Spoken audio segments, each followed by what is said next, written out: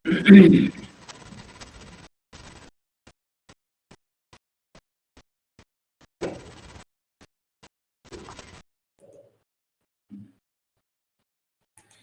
ಇವತ್ತು 2ನೇ ಅಧ್ಯಾಯ 22ನೇ ಶ್ಲೋಕ.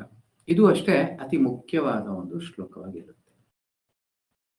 108 ಶ್ಲೋಕಗಳಲ್ಲಿ ಈ ಒಂದು ಶ್ಲೋಕನೂ ಒಂದಾಗಿರುತ್ತೆ. ಸಾಧ್ಯ ಆದಷ್ಟು ಎಲ್ಲರೂ ಕಂಠಪಾಠ ಮಾಡೋದಕ್ಕೂ ಪ್ರಯತ್ನ ಮಾಡಿ. ಓಕೆ.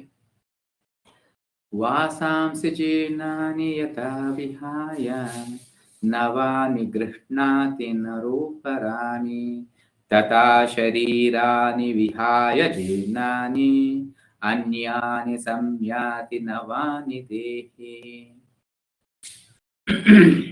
ಯಾರಾದ್ರೂ ರಿಪೀಟ್ ಮಾಡ್ತೀರಾ?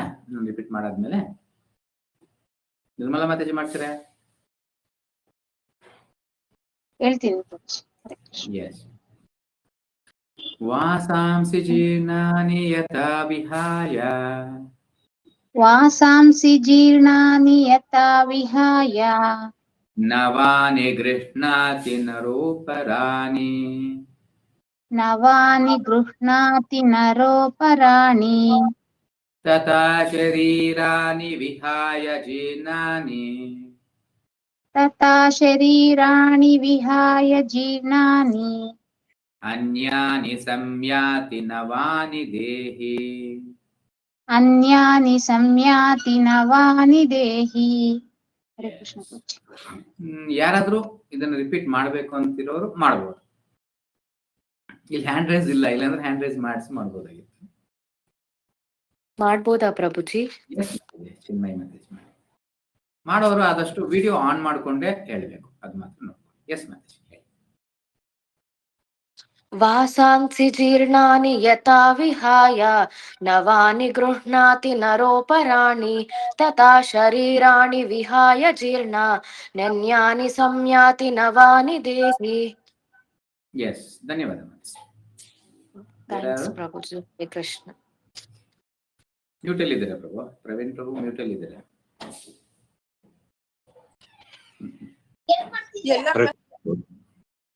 ಎಸ್, ಕೇಳಿಸ್ತದಲ್ಲ ಪ್ರಭುಜಿ?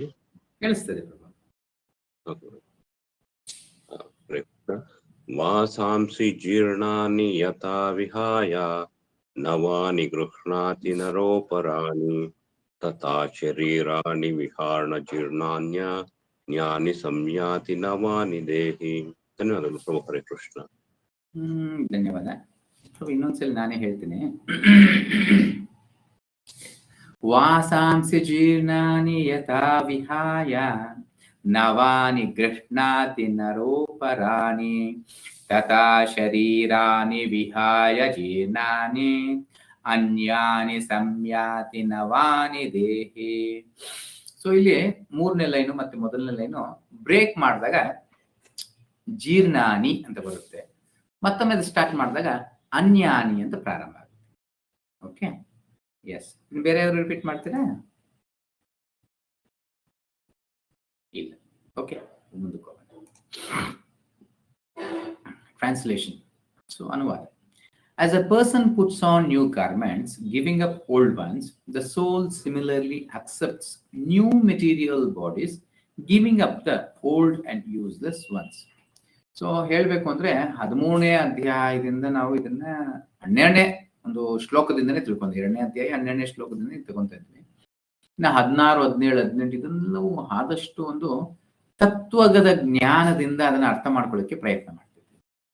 ಬಟ್ ಈ ಒಂದು ಶ್ಲೋಕ ಆದಷ್ಟು ನಮ್ಮ ಜೀವನಕ್ಕೆ ಅಳವಡಿಸುವಂಥದ್ದು, ಇಲ್ಲಾಂದ್ರೆ ಕಣ್ಣಿಗೆ ಕಾಣಿಸುವಂಥದ್ದು, ಒಂದು ಮಟ್ಟಿಗೆ ಹೇಳಬೇಕಂದ್ರೆ ಸ್ಥೂಲ ರೀತಿಯಲ್ಲಿ ನಮಗೆ ಪ್ರಕಟವಾಗುವಂತಹ ಒಂದು ಶ್ಲೋಕವಾಗಿದೆ. ಏನಿದು? ವಾಸಾಂಸಿ ಜೀರ್ಣಾನಿ ಯಥಾ ವಿಹಾಯ ನವಾನಿ ಗೃಹ್ಣಾತಿ ನರೋಪರಾಣಿ. ಒಂದು ಉದಾಹರಣೆ ಕೊಟ್ಟು ಹೇಳ್ತಿದ್ದಾರೆ. ಯಾವ ರೀತಿ? ಇವಾಗ ನಾವು ಬಟ್ಟೆನ ತೊಡಗಿದ್ದೀವಿ, ಆ ಬಟ್ಟೆ ಹಳೇದಾದ್ಮೇಲೆ ಏನ್ ಮಾಡ್ತೀವಿ? ಕೆಲ್ಸಕ್ಕೆ ಬರಲ್ಲ ಅದು. ಸರಿ, ಎಲ್ಲರ ಎದುರು ಅರ್ಧೋಗಿರೋ ಬಟ್ಟೆ ಹಾಕೊಟ್ರೆ ಅವಮಾನ, ಚೆನ್ನಾಗಿರಲ್ಲ. ಏನ್ ಮಾಡ್ತೀವಿ? ಆ ಬಟ್ಟೆನ ಬಿಚ್ಚಿಟ್ಬಿಟ್ಟು ಹೊಸಾದ್ ಹಾಕೊಂಡು ಹೋಗ್ತೀವಿ. ಅಂದ್ರೆ ನಂದು ಏನೋ ಒಂದು ಪರ್ಪಸ್, ಒಂದು ಕಾರ್ಯ ಅಂತ ಇದೆ, ಆ ಕಾರ್ಯಕ್ಕೆ ನಾನು ಅನುಕೂಲವಾಗಿಲ್ಲ ಆ ಒಂದು ಬಟ್ಟೆ. ಆವಾಗ ಏನ್ ಮಾಡ್ತೀವಿ? ಏನ್ ನಿರ್ಧಾರ? ಸಹಜವಾಗಿ ಎಲ್ಲರೂ ಮಾಡೋ ನಿರ್ಧಾರನೆ. ಏನ್ ಮಾಡ್ತೀವಿ? ಅದನ್ನ ಬಿಚ್ಚಿಟ್ಬಿಟ್ಟು ನಾವು ಬೇರೆ ಹೊಸದು ಹಾಕೊಂಡು ಹೋಗ್ತೀವಿ. ಅದೇ ರೀತಿನೇ ಆತ್ಮ ಏನ್ ಮಾಡುತ್ತೆ, ಹಲವಾರು ಕೋರಿಕೆಗಳನ್ನ ಈಡೇರಿಸ್ಕೊಳ್ಳೋ ಒಂದು ಆತ್ಮ ಏನ್ ಮಾಡುತ್ತೆ, ಆ ಒಂದು ಸಂದರ್ಭದಲ್ಲಿ ಈ ಒಂದು ಜೀರ್ಣ ಆಗಿರೋ ಅಂತಹ ಒಂದು ದೇಹ ಅಂದ್ರೆ ವಯಸ್ಸಾಗಿರುವಂತಹ ಒಂದು ದೇಹವನ್ನ ಬಿಡುತ್ತೆ. ಬಿಟ್ಟು ಹೊಸ ದೇಹವನ್ನ ಪ್ರವೇಶಿಸಿ ಅದರ ಒಂದು ಕೋರಿಕೆಗೆ ಏನಿದೆ, ಅದು ಸ್ವಭಾವ, ಗುಣಗಳು, ಕೋರಿಕೆಗಳು ಎಲ್ಲವೂ ಅದರಲ್ಲಿ ಆ ಒಂದು ಸೂಕ್ಷ್ಮ ಶರೀರದಲ್ಲಿ ಇರುತ್ತೆ. ಈ ಒಂದು ದೇಹದಿಂದ ಅದನ್ನೆಲ್ಲ ಒಂದು ಒಂದು ನೆಕ್ಸ್ಟ್ ಬೇರೆ ದೇಹಕ್ಕೆ ಹೋಗುತ್ತೆ, ಅಲ್ಲಿ ಕಂಟಿನ್ಯೂ ಆಗುತ್ತೆ. ಬರೀ ಇದು ಮಾತ್ರ ಅಲ್ಲ, ನಮ್ಮ ಕೃಷ್ಣ ಪ್ರಜ್ಞೆನೂ ಸಹ ಅಷ್ಟೇ. ಅದಕ್ಕೆ ಹೇಳೋದು, ಈ ಜನ್ಮದಲ್ಲಿ ನೋಡಿ ಭಗವಂತನ ಅನುಗ್ರಹ ನಮಗೆ ಕೃಷ್ಣ ಪ್ರಜ್ಞೆ ಸಿಕ್ಕಿದೆ. ಎಷ್ಟರ ಮಟ್ಟಿಗೆ ಸಾಧ್ಯವಾದರೆ ಅಷ್ಟರ ಮಟ್ಟಿಗೆ ನಾವು ಇದರಲ್ಲಿ ತೊಡಗ್ಬಿಡ್ಬೇಕು. ಯಾಕೆ ಗೊತ್ತಿಲ್ಲ, ನೆಕ್ಸ್ಟ್ ಜನ್ಮದಲ್ಲಿ ಎಂತ ಒಂದು ಅವಕಾಶ ಸಿಗುತ್ತೋ ಸಿಗೋದಿಲ್ವೋ. ಎಸ್, ಉನ್ನತವಾದ ಭಕ್ತಿ ಮಾಡಿದಾಗ ಮನುಷ್ಯ ಜನ್ಮ ಖಚಿತ, ಅದರಲ್ಲಿ ಯಾವುದೇ ಸಂಶಯ ಇಲ್ಲ. ಸೊ ಬರೋ ಶ್ಲೋಕಗಳಲ್ಲಿ ಹೇಳ್ತೇನೆ, ನೇಹ ವಿಕ್ರಮಣ ಆಶೋಸ್ತಿ ಪ್ರತ್ಯೇನ ವಿದ್ಯತೆ ಸ್ವಲ್ಪಮಪ್ಯಸ ಧರ್ಮಸ್ಯ ಪ್ರಾಯತೋ ಮಹತ್ವ ಭಯ. ಸ್ವಲ್ಪನಾದ್ರೂ ನೀನು ಭಕ್ತಿಯಲ್ಲಿ ತೊಡಗಿದ್ರೆ ಧರ್ಮದ ಹಾದಿಯಲ್ಲಿ. ಧರ್ಮದ ಹಾದಿ ಅಂದ್ರೆ ಏನು? ಯಾರಾದ್ರೂ ಹೇಳ್ತೀರಾ ಧರ್ಮದ ಹಾದಿ ಅಂದ್ರೆ ಏನು?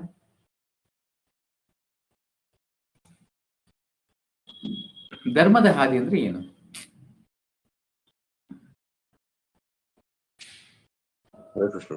ಭಗವಂತ ಹೇಳಿರೋ ಭಗವಂತ ಏನ್ ಹೇಳಿದಾನೆ ಅದರ ಪ್ರಕಾರ ನಡೆಯುವಂಥದ್ದು ಧರ್ಮ. ಇವಾಗ ಭಗವಂತ ಏನ್ ಹೇಳಿದಾನೆ?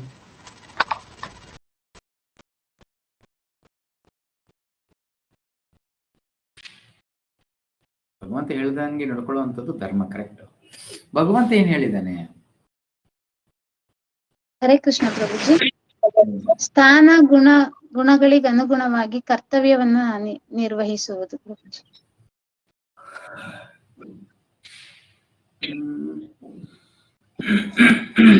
ಓಕೆ, ಈ ಕಡೆ ಬಂದ್ರೆ ಇವಾಗ 2 ಬರುತ್ತಲ್ಲ, ನೀವ್ ಹೇಳಿ ಸರಿ, ತಪ್ಪೇನಿಲ್ಲ ಅದ್ರಲ್ಲಿ. ಅವಾಗ 2 ಕರ್ತವ್ಯಗಳಾಗೋಗುತ್ತೆ, ಒಂದೇ ಅಲ್ವಲ್ಲ. ಹೇಳ್ತಾ ಇರೋದು ಇವಾಗ ದೇಹದ ಕರ್ತವ್ಯ ಆಯ್ತು, ಅವಾಗ ಇನ್ನೊಂದು ಕರ್ತವ್ಯನೂ ಬರುತ್ತೆ. 2 ರೀತಿಯ ಒಂದು ಕರ್ತವ್ಯಗಳು ನಮ್ಗಿರುತ್ತೆ. ಅದನ್ನ ಧರ್ಮ ಅಂತ ಹೇಳ್ತೀವಿ. ಸ್ವಧರ್ಮ, ನಿತ್ಯ ಧರ್ಮ. ಸ್ವಧರ್ಮ ಅಂದ್ರೆ ಏನು? ಸ್ವಧರ್ಮ ಅಂದ್ರೆ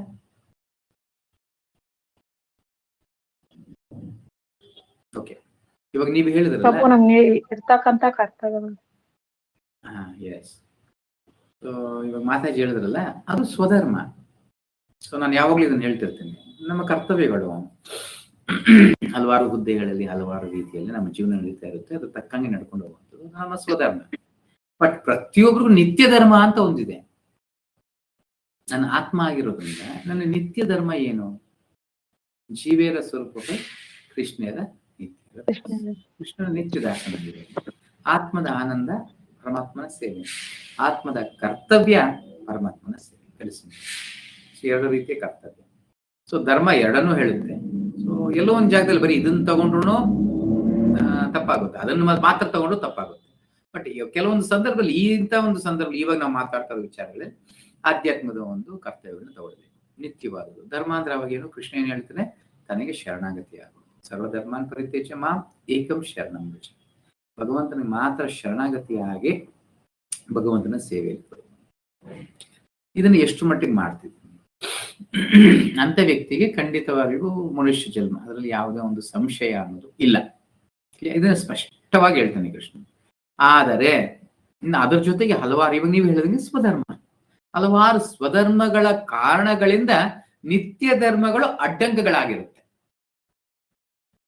ನಮ್ಮ ಸ್ವಧರ್ಮದ ಒಂದು ಕಾರ್ಯದ ಫಲಿತಾಂಶಗಳಿಂದ ನಿತ್ಯ ಧರ್ಮದ ಒಂದು ಕರ್ತವ್ಯಗಳೇನಿದೆ ಆ ಕಾರ್ಯಗಳು ಅಡ್ಡಂಕಗಳಾಗಿರುತ್ತೆ.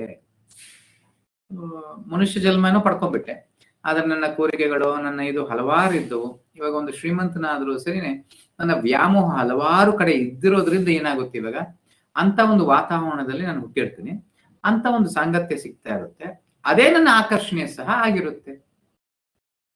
ಸೊ ಎಲ್ಲೋ ಒಂದು ಮ್ಲೇಚ್ಛರ ಒಂದು ದೇಶದಲ್ಲಿ ಹುಟ್ಟಿರ್ತೀನಿ, ಶ್ರೀಮಂತನಾಗಿರ್ತೀನಿ, ಅದರಲ್ಲಿ ಕುಡಿಯೋದಕ್ಕೆ ಏನ್ ಬೇಕು, 4 ನಿಯಮಗಳು ಮುರಿಯೋದು ಎಲ್ಲ ಅವಕಾಶಗಳು ಇರುತ್ತೆ. ಸೊ ಯಾವುದೇ ಅಭ್ಯಂತರವಿಲ್ಲದೆ ಅದಿರುತ್ತೆ. ಮನುಷ್ಯ ಜನ್ಮ ಅಂತೂ ಪಡ್ಕೊಂಡ್ಬಿಟ್ಟೆ. ಬಟ್ ನಾನು ಮಾಡಿರುವಂತಹ ಒಂದು ಸ್ವಧರ್ಮಗಳೇನಿದೆ ಅದರ ಪ್ರಕಾರವಾಗಿ ಆ ಒಂದು ಅಡ್ಡಂಕಗಳಾಗಿ ಮಾರ್ಪಟ್ಟಿರುತ್ತೆ. ಸೊ ಆದ ಕಾರಣ ಮನುಷ್ಯ ಜನ್ಮ ಸಿಕ್ಕಿದ್ರು ಕೃಷ್ಣ ಪ್ರಜ್ಞೆ ಸಿಕ್ಬಿಡುತ್ತೆ ಅನ್ನೋ ಒಂದು ಗ್ಯಾರಂಟಿ ಇಲ್ಲ.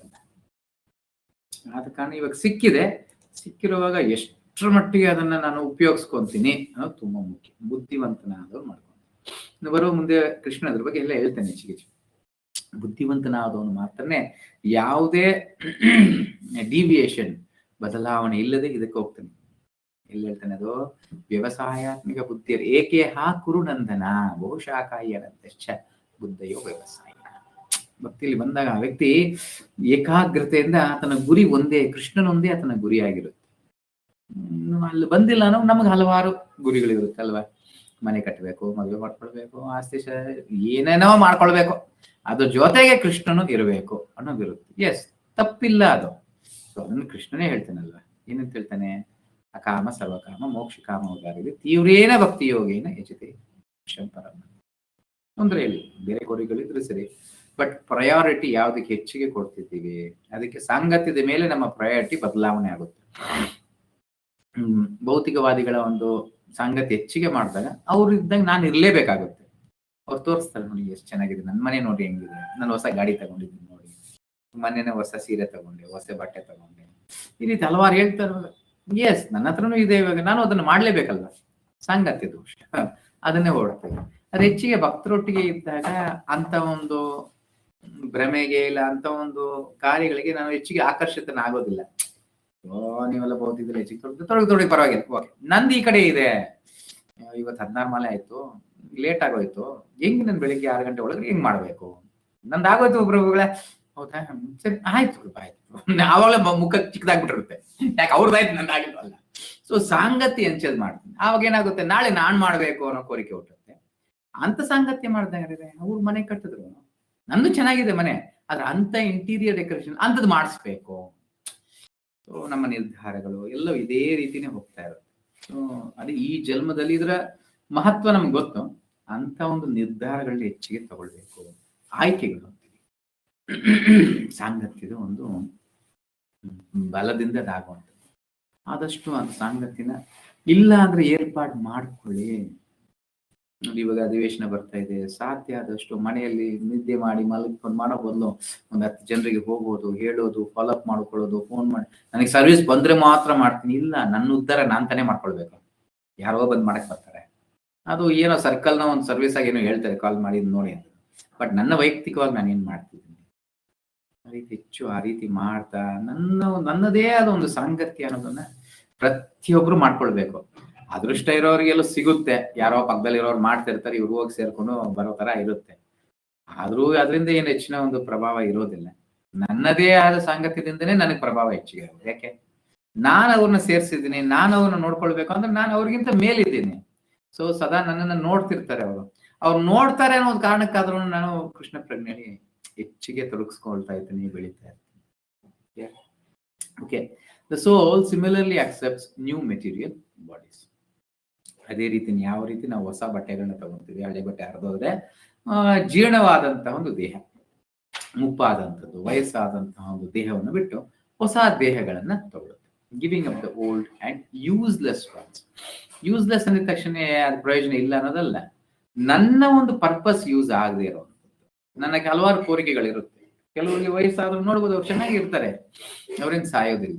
ಯಾಕೆ, ಆ ಒಂದು ವಯಸ್ಸಲ್ಲಿ ಮಾಡ್ಬೇಕಾಗಿರೋ ಕೋರಿಕೆಗಳು ಹಲವಾರು ಬಾಕಿ ಇರುತ್ತೆ, ಅದನ್ನ ಈಡೇರಿಸ್ಕೊಂಡಿರ್ತಾರೆ.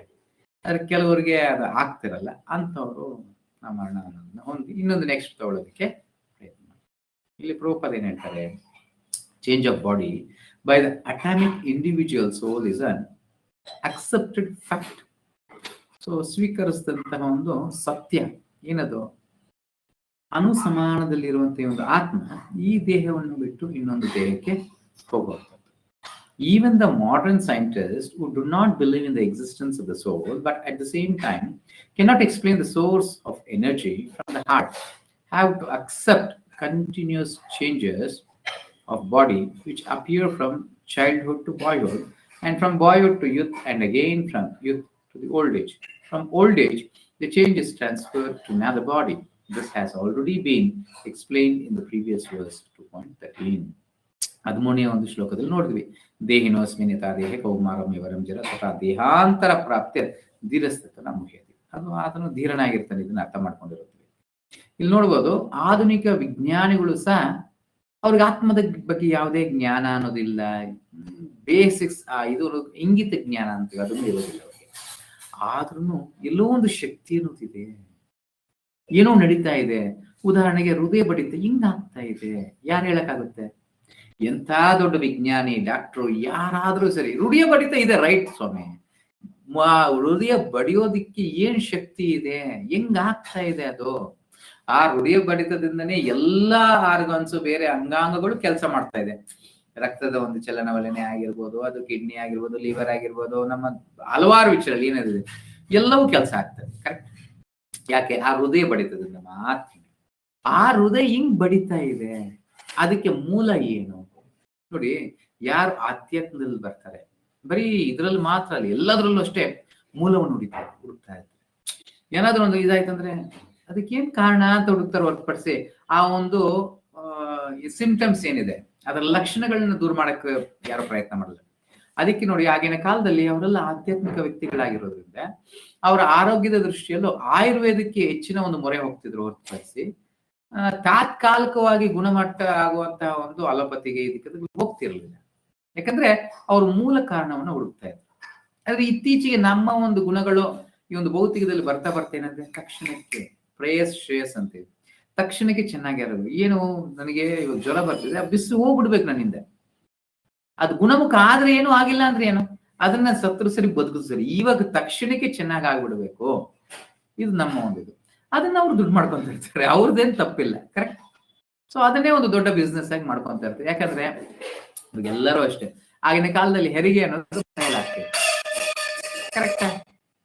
ಇವಾಗ ಏನಾಗ್ತಾ ಇದೆ, ನೋವಾಗ್ಬಾರ್ದು, ನೋವಾಗದೆ ಹಂಗೆ ಆಗ್ಬಿಡ್ಬೇಕು, ಹೋಗ್ತೀವಿ ಬೇಗ ಬೇಗ ಡಾಕ್ಟರ್ ಬೇಕು, ಏನ್ ಮಾಡೋಣಮ್ಮ, ಕುಯ್ದಾಕೋಣ ಅಂತ. ಸರಿ ಪರವಾಗಿಲ್ಲ, ಕುಯ್ದಾಕ್ಬಿಡಿದ್ರು ಕುಯ್ದಾಕ್ತಾರೆ ಅಷ್ಟೇ.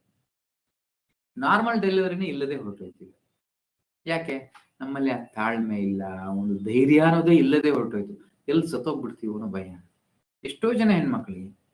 ಸೊ ಆ ಕಷ್ಟ ಪಡುವಂತ ಧೈರ್ಯನೇ ಇಲ್ಲ. ಸೊ ಹೆಂಗೋ ನಾರ್ಮಲ್ ಆಗ್ಬೇಕು ಅನ್ನೋ ಒಂದು ಇಚ್ಛೆನೂ ಇರೋದಿಲ್ಲ ಅವ್ರಿಗೆ. ಅರೆ ನನ್ನಲ್ಲಿ ಇಚ್ಛೆ ಇಲ್ಲ ಅಂದ್ರೆ ಭಗವಂತ ಅಂತ ಒಂದು ಶಕ್ತಿ ಆದ್ರೂ ಏನಕ್ಕೆ ಕೊಡ್ತಾನೆ ಹೇಳಿ? ಏತಾಮ ಪ್ರಬದ್ಧ ತಾಂಸ್ತದೆ. ಯಾರ್ಯಾರು ಏನೇನ್ ಕೋರಿಕೆ ಇರ್ತಾರೆ, ಯಾರ್ಯಾರು ಎಷ್ಟೆಷ್ಟು ಭಗವಂತನ ಮೇಲೆ ಅವಲಂಬಿತ ಅಷ್ಟಷ್ಟೇ ಕೊಡ್ತಾನೆ.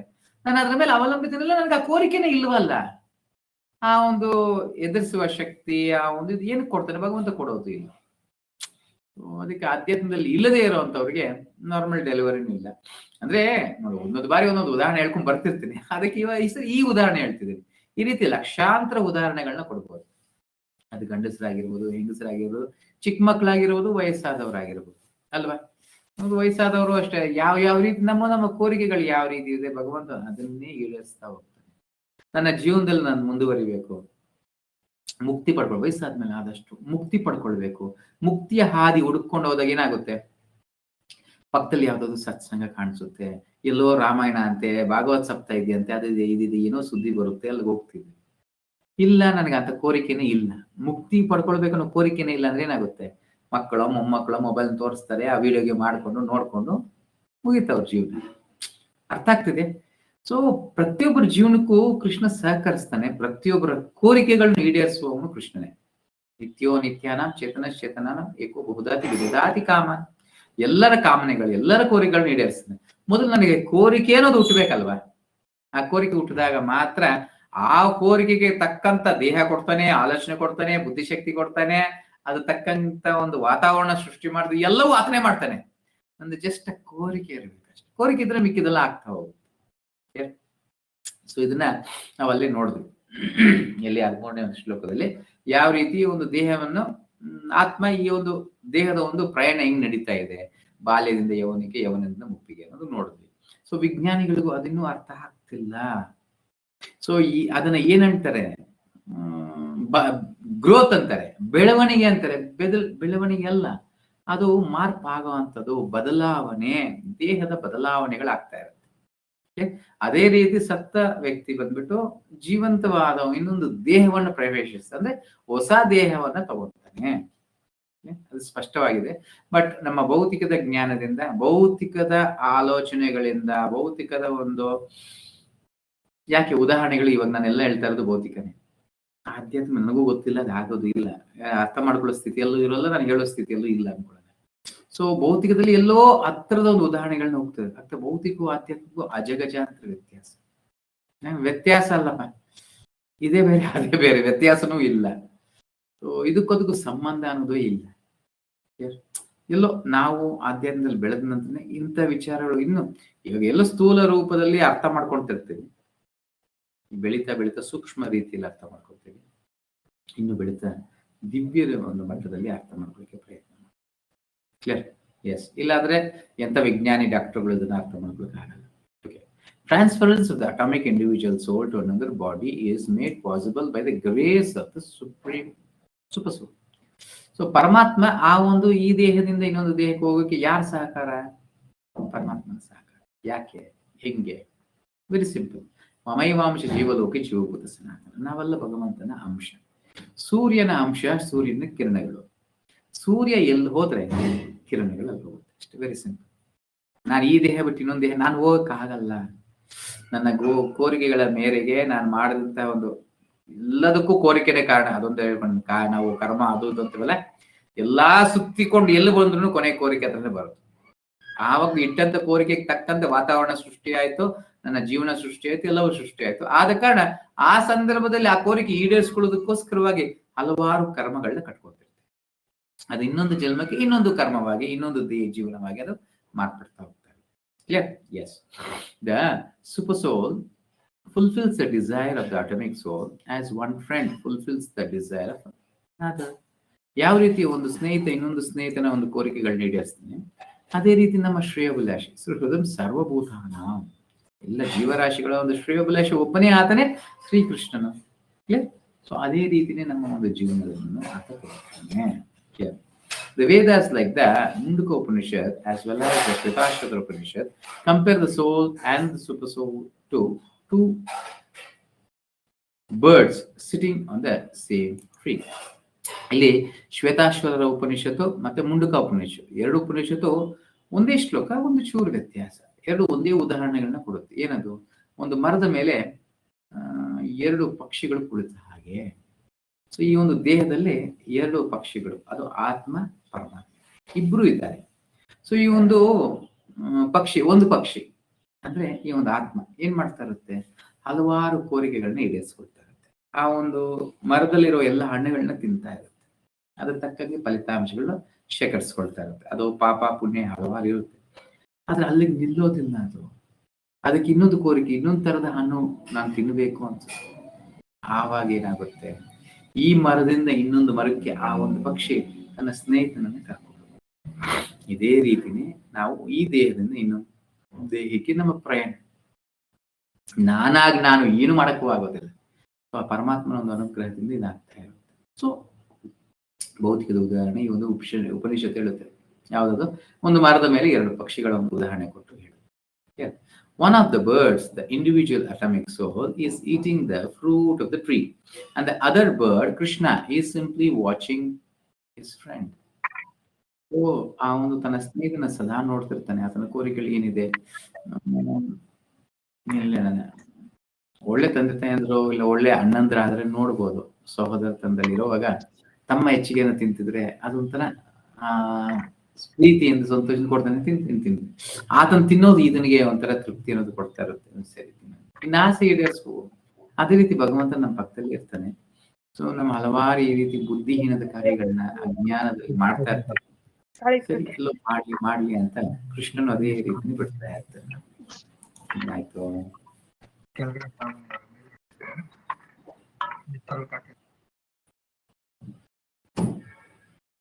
ಅನ್ಮಿಟ್ ಆಯ್ತಾ?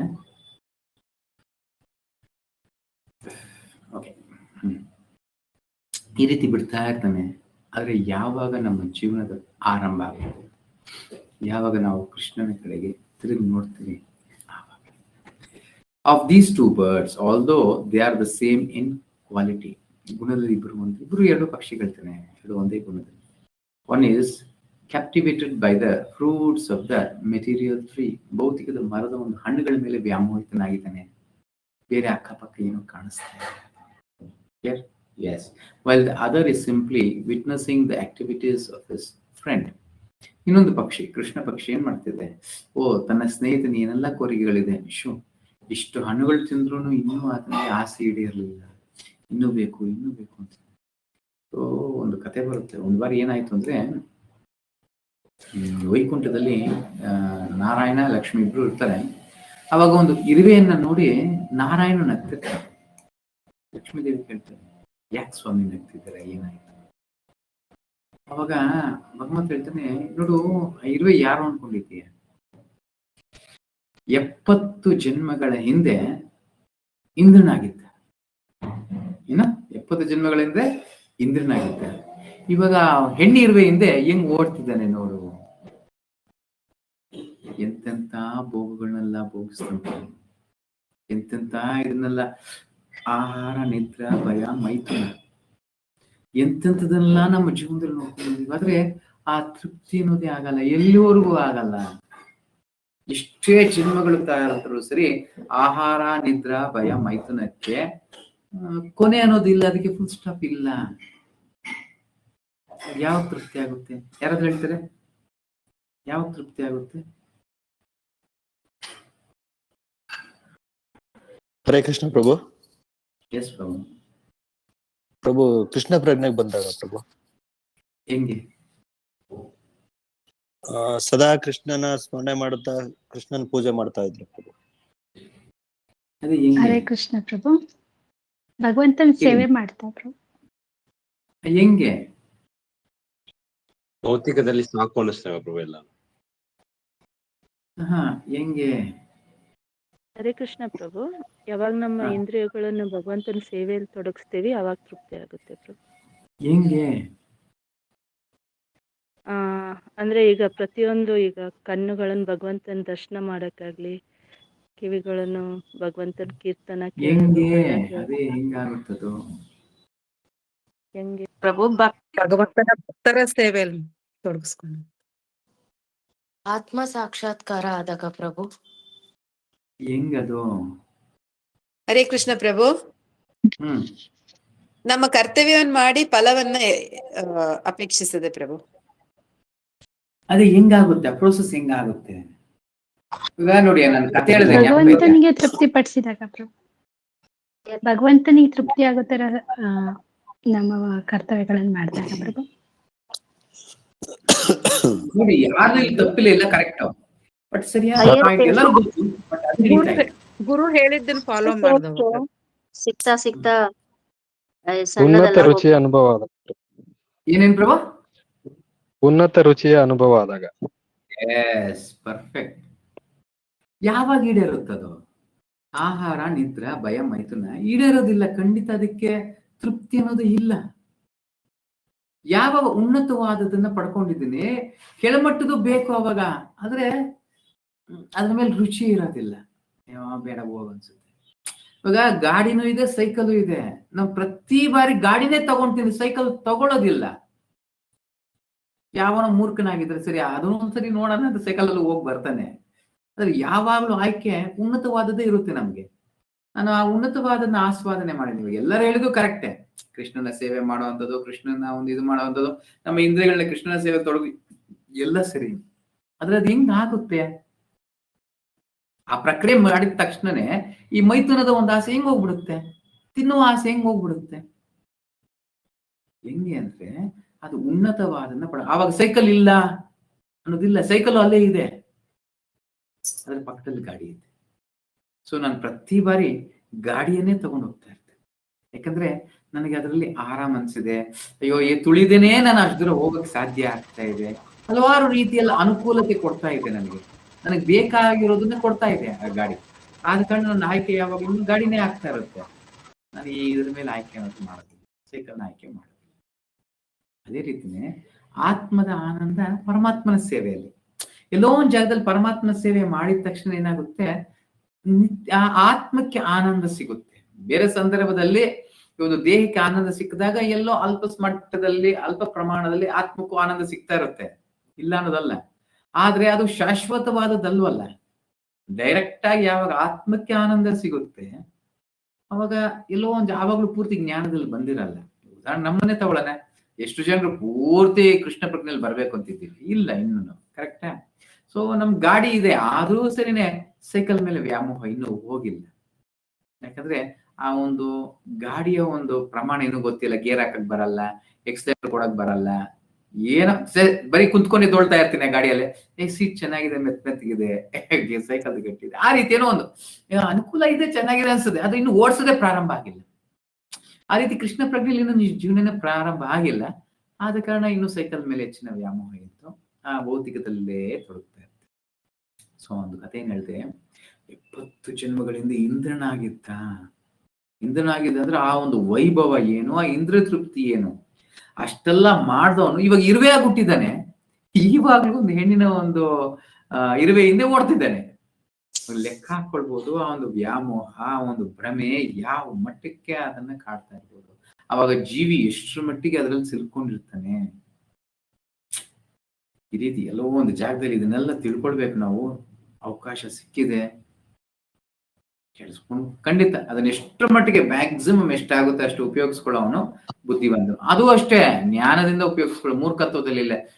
ಪ್ರಭು ಹೇಳಿದ್ರು ಇವತ್ತಿಂದ ನಾನು ಸ್ಟಾರ್ಟ್ ಮಾಡ್ತೀನಿ ನೋಡಿ, ಬೆಳಗ್ಗೆ 4 ಗಂಟೆ ಕುಂತ್ ಮಾಡ್ತೀನಿ ಅಂದ್ರೆ ಇಲ್ಲಿ ಮನೆ ಇರೋರೆಲ್ಲ ಅಟ್ಟಿಸ್ಕೊಂಡ್ಬರ್ತಾರೆ, ಮನೆ ಕೆಲಸಗಳು ಮಾಡಿಲ್ಲ, ಇದು ಮಾಡಿಲ್ಲ, ಅದು ಮಾಡಿಲ್ಲ ಅಂತ ಬರುತ್ತೆ. ಸೊ ಬ್ಯಾಲೆನ್ಸಿಂಗ್ ತುಂಬಾ ಮುಖ್ಯ. ಅದಕ್ಕೆ ಹೆಂಗ್ ಮಾಡೋ ಅಂದ್ರೆ ಯಾವಾಗ ಅದಕ್ಕೆ ಹೇಳೋದು, ಕೃಷ್ಣನ ಅದಕ್ಕೂ ಒಂದು ಪರಿಹಾರ ಇದೆ. ತಸ್ಮಾತ್ ಸರ್ವೇಶು ಕಾಲೇಶು ಮಾಂ ಅನುಸ್ಮರ ಯುದ್ಧಚ. ನಿನ್ನ ಕರ್ತವ್ಯ ಮಾಡು, ಕರ್ತವ್ಯ ಬಿಡಬೇಡ. ಯುದ್ಧ ಮಾಡೋದು ನಿನ್ ಕರ್ತವ್ಯ ಅರ್ಜುನ, ಯುದ್ಧ ಮಾಡ್ಬೇಕು ನೀನು, ಆದ್ರೆ ನನ್ನ ಸ್ಮರಣೆಯಲ್ಲಿ ಮಾಡು. ಅದೇ ರೀತಿ ನಮ್ಮ ಕರ್ತವ್ಯಗಳು ಅಡಿಗೆ ಮಾಡೋದು, ಕೆಲ್ಸಕ್ಕೆ ಹೋಗೋದು, ದುಡಿಯೋದು, ಮಕ್ಕಳು ನೋಡ್ಕೊಳ್ಳೋದು, ಹೆಂಡತಿನ ನೋಡ್ಕೊಳ್ಳೋದು, ಇಲ್ಲಾಂದ್ರೆ ಗಂಡನ ನೋಡ್ಕೊಳ್ಳೋದು, ಮಕ್ಕಳಿಗೆ ಅಡಿಗೆ ಮಾಡಿ ಹಾಕೋದು, ಬಟ್ಟೆ ಹೋಗೋದು, ಇವೆಲ್ಲ ನಮ್ಮ ಕರ್ತವ್ಯಗಳು. ಬಿಟ್ಟು ಅದನ್ನ ನಾನು ಹೋಗೋಂಗಿಲ್ಲ. ಆದ್ರೆ ಅದನ್ನ ಮಾಡುವಾಗೆಲ್ಲ ಕೃಷ್ಣನ ಒಂದು ನೆನಪಲ್ಲಿರೋದಕ್ಕೆ ಪ್ರಯತ್ನ. ನಾನು ಎಷ್ಟು ಕೃಷ್ಣನ ನೆನಪಲ್ಲಿ ಎಷ್ಟು ಹೆಚ್ಚಿಗೆ ಇರ್ತೀನಿ, ಅಷ್ಟು ನನ್ನ ಭೌತಿಕದ ಕರ್ತವ್ಯಗಳು ಕಮ್ಮಿ ಆಗ್ತಾ ಹೋಗುತ್ತೆ. ಇದೆಲ್ಲ ಸೂತ್ರಗಳು. ಎಷ್ಟು ಹೆಚ್ಚಿಗೆ ಅದಕ್ಕೆ ಕಾರ್ಯಗಳನ್ನ ಬಿಡಬಾರ್ದು, ಕರ್ತವ್ಯಗಳನ್ನ ಮಾಡ್ತಾ ಇರ್ಬೇಕು. ಆದ್ರೆ ನೆನಪಲ್ಲಿ, ಕೃಷ್ಣನ ನೆನಪಲ್ಲಿ ಎಷ್ಟು ಹೆಚ್ಚಿಗೆ ನಾನು ಇರ್ತೀನಿ, ನನ್ನ ಒಂದು ಜವಾಬ್ದಾರಿಗಳು ದಿನದಿನಕ್ಕೆ ಕಮ್ಮಿ ಆಗ್ತಾ ಇರುತ್ತೆ. ಆ ಕಥೆ ಎಲ್ಲರಿಗೂ ಗೊತ್ತು. ಆ ಒಂದು ಭಾಗವತ ಸಪ್ತಾಹದಲ್ಲಿ ಕುಂತ್ಕೊಂಡ್ರೆ ಆತನ ಮಗಳನ್ನ ಮದುವೆ ಬಂದು ಕೃಷ್ಣ ಬಂದು ಮಾಡ್ತಾನೆ. ಕರೆಕ್ಟಾ? ನಮ್ ಅಂತ ಯೋಗ್ಯತೆ ನಮಗಿಲ್ಲ, ಬಟ್ ಎಲ್ಲೋ ಒಂದ್ ಜಾಗದಲ್ಲಿ ಕಾಣಿಸುತ್ತೆ, ನಾನೇನ್ ನೋಡ್ಕೊಂಡಿಲ್ಲ ಅಥವಾ ಆಗೋಗುತ್ತಾ ಇದಿಲ್ಲ, ನನ್ ಕರ್ತವ್ಯ ಇದನ್ನೆಲ್ಲ ನಾನೇ ಮಾಡ್ಬೇಕಾಗಿತ್ತು.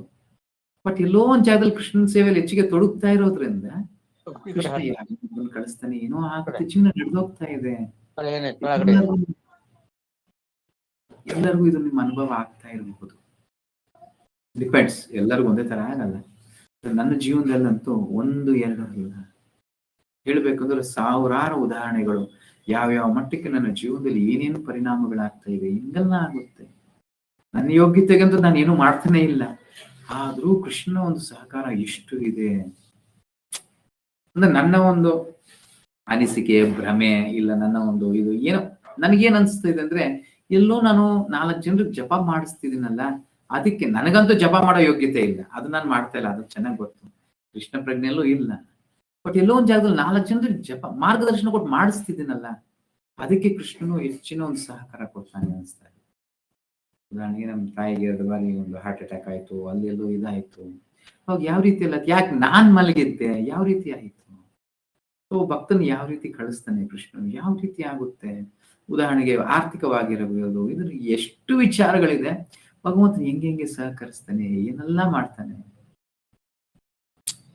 ಕೆಲವೊಮ್ಮೆ ಇದನ್ನೆಲ್ಲ ಹಿಂತಿರುಗಿ ನೋಡಿದ್ರೇನೆ ಗೊತ್ತಾಗೋದು ನಮ್ಮ ಜೀವನದ ಪ್ರಯಾಣ ಹೆಂಗ್ ಆಗ್ತಾ ಇದೆ. ಕೃಷ್ಣ ಪ್ರಜ್ಞೆಗೆ ಬರಕ್ ಮುಂಚೆಗೂ ನಂತರಕ್ಕೂ ಎಷ್ಟು ವ್ಯತ್ಯಾಸಗಳಿದೆ.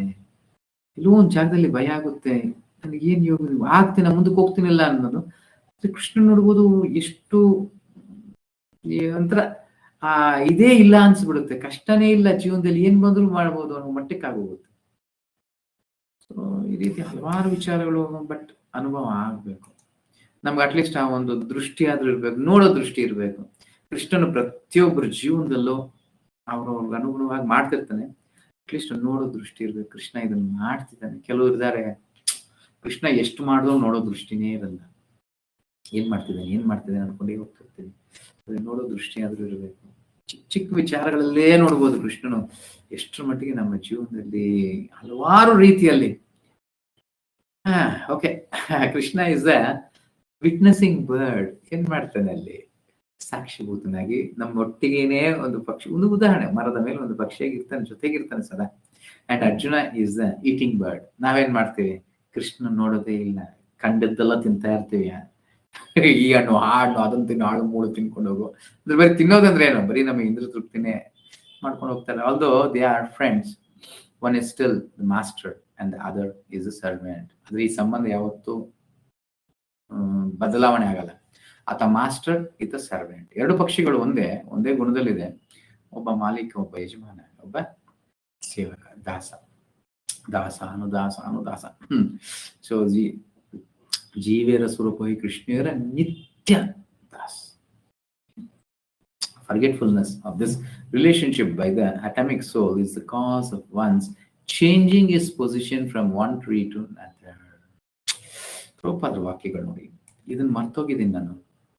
ಇದು ಮರ್ತಿರೋದಕ್ಕೆ ಮೊದಲನೇ ಕಾರಣನೇ ಈ ಮರದಿಂದ ಇನ್ನೊಂದು ಮರಕ್ಕೆ ಹೋಗುವಂತ, ಈ ದೇಹದಿಂದ ಇನ್ನೊಂದು ದೇಹಕ್ಕೆ ಹೋಗುವಂತ. ಅದೊಂದು ಮರೆಯಲಿಲ್ಲ ಸಾಕು. ಏನದು? ರಿಲೇಶನ್ಶಿಪ್, ಸಂಬಂಧ. ನಾನು ಇವ್ರಿಗೆ ತಂದೆ, ನಾನು ಇವ್ರಿಗೆ ಮಗ, ನಾನು ಇವ್ರಿಗೆ ತಾಯಿ, ನಾನು ಹೆಂಡತಿ, ಗಂಡ, ಇಲ್ಲ, ಒಂದೇ ಸಂಬಂಧ. ಇದನ್ನ ಅರ್ಥ ಮಾಡ್ಕೊಳ್ಳೋ ವ್ಯಕ್ತಿ ಸಾಕು. ಅದಕ್ಕೆ ಕೃಷ್ಣನು 4ನೇ ಅಧ್ಯಾಯದಲ್ಲಿ ಜನ್ಮ ಕರ್ಮ ಚಮೇ ದಿವ್ಯಂ ಏವಂ ಯೋ ವೇತಿ ತತ್ವತಃ ತಕ್ತ ದೇಹಂ ಪುನರ್ಜನ್ಮ ನೈತಿ ಮಾಮೇತಿ ಅರ್ಜುನ. ಯಾರು ನನ್ನ ಜನ್ಮ ಕರ್ಮಗಳು ದಿವ್ಯ ಅಂತ ಅರ್ಥ ಮಾಡ್ಕೊಂಡ್ಬಿಡ್ತಾನೆ, ಪುನರ್ಜನ್ಮ ಇಲ್ಲ ಅರ್ಜುನ ಅಂತ. ಇದೆ ರಿಲೇಶನ್ಶಿಪ್, ಸಂಬಂಧ. ಆತ ಯಜಮಾನ, ನಾನು ಸೇವಕ. ನನ್ನ ಕರ್ತವ್ಯ ಏನು, ನನ್ನ ಇದೇನು, ಅದೊಂದು ತಿಳ್ಕೊಂಡ್ಬಿಟ್ರೆ 99.999% ಪ್ರಾಬ್ಲಮ್ ಎಲ್ಲ ಸಾಲ್ವ್ ಆಗೋಯ್ತು, ಅಲ್ಲಿಗೆ ಮುಗಿದೋಯ್ತು, ನೀನಿಲ್ಲ ಅನ್ಕೊಳ್ಳೋಣ. From one body to another. The jiva soul is struggling very hard on the tree of the material body, but as soon as he agrees to accept the other bird as a supreme spiritual master, ಯಾವಾಗ ಭಗವಂತನ ನನ್ನ ಜೀವನದಲ್ಲಿ ಸ್ವೀಕರಿಸ್ತೇನೆ. ಇನ್ನು ನಮ್ಮ ಜೀವನದಲ್ಲಿ ಯಾರು ಸ್ವೀಕರಿಸಿಲ್ಲ, ಇನ್ನು ಯಾರು ಸ್ವೀಕರಿಸಿಲ್ಲ. ಒಂದು ಬಾರಿ ಸ್ವೀಕರಿಸ್ಬಿಟ್ರೆ ಸಾಕು. ಯಾವುದೇ ರೀತಿಯ ಒಂದು ವ್ಯಾಮೋಹಗಳಿರೋದಿಲ್ಲ, ಯಾವುದೇ ರೀತಿಯ ವ್ಯಾಮೋಹ ಅಂತೀನಿ, ಯಾವುದೇ ರೀತಿಯ ಕರ್ತವ್ಯಗಳಿರಲ್ಲ. ನಾನು ಇದನ್ನ ಮಾಡ್ಬೇಕು, ಅದನ್ನ ಮಾಡ್ಬೇಕು, ಏನು ಜವಾಬ್ದಾರಿಗಳಿರೋದಿಲ್ಲ. ಅದಕ್ಕಿಂತ ಕೃತಕವಾಗಿ ಬಿಡಬೇಕು ಅನ್ನೋದಲ್ಲ. ಒಂದು ಹಂತಕ್ಕೆ ಬಂದಿದ ತಕ್ಷಣ ಕೆಲವೊಂದು ಗೊತ್ತಾಗದಾದ್ರೆ ಇನ್ನು ಅಂಟುವಿಕೆ ಇರುತ್ತೆ, ಅದನ್ನು ಬಿಡಕ್ ಆಗ್ತಾ ಇರಲ್ಲ. ಬಟ್ ಬಂದಿದ ತಕ್ಷಣ ಗೊತ್ತಾದ ಎಷ್ಟು ನಿರಾಳವಾಗುತ್ತೆ. ಜೀವನದಲ್ಲಿ ಏನ್ ಬೇಕಾದ್ರೂ ಬರ್ಲಿ, ಪರವಾಗಿಲ್ಲ ಅನ್ನೋ ಮಟ್ಟಕ್ಕಾಗುತ್ತೆ. agrees to accept the other word as the supreme spiritual master. ಕೃಷ್ಣನ ಭಗವದ್ಗೀತೆ ಹೇಳ್ತಾನೆ. ಇನ್ನೊಂದು, ಗುರು ಸಾಕ್ಷಾತ್ ಕೃಷ್ಣ, ಗುರು ಮುಖೇನ ಕೇಳಿ ತಿಳ್ಕೊಂಡು ಅದನ್ನು ಮಾಡುವಂಥದ್ದು. ಆ ನಂಬಿಕೆ ಹುಟ್ಟಬೇಕಷ್ಟೇ. ಸೊ ಭಕ್ತಿ ಬೆಳೆದು ಶ್ರದ್ಧಾ, ಸಾಧು ಸಂಘ, ಭಜನೆ. ಸೊ ನಂಬಿಕೆ ಮೊದಲನೇದಾದ ನಂಬಿಕೆ, ಪೂರ್ತಿಯಾದ ನಂಬಿಕೆ ಬಂದಿದ್ರೆ ಜೀವನನೇ ಮುಗಿದೋಯ್ತು, ಅರ್ಧ ಜೀವನ ಮುಗಿದೋಯ್ತು. As Arjuna agreed to do by voluntary surrender unto Krishna for instructions. ಎಲ್ಲೂನು ನೋಡ್ಬೋದು, ಮೊದಲನೇ ಅಧ್ಯಾಯದಿಂದ ಎಲ್ಲೂನು ಬಲವಂತವಾಗಿ ನೀನು ನನಗೆ ಶರಣಾಗತಿ ಆಗುವಂತ ಕೃಷ್ಣ ಎಲ್ಲೂ ಹೇಳ್ತಿಲ್ಲ. ಅದೇ ರೀತಿ ಪ್ರತಿಯೊಬ್ಬರಿಗೂ ಅಷ್ಟೇ ಸ್ವತಂತ್ರ ಅನ್ನೋದು ಕೊಟ್ಟಿದ್ದಾನೆ, ಯಾವುದೇ ಬಲವಂತಕ ಅನ್ನೋದಿರೋಲ್ಲ. ನೀನ್ ನನಗೆ ಶರಣಾಗತಿ ಆಗ್ಬೇಕು ಅಂತ ಯಾವತ್ತೂ ಕೃಷ್ಣನ್ ಹೇಳಿದ್ರು.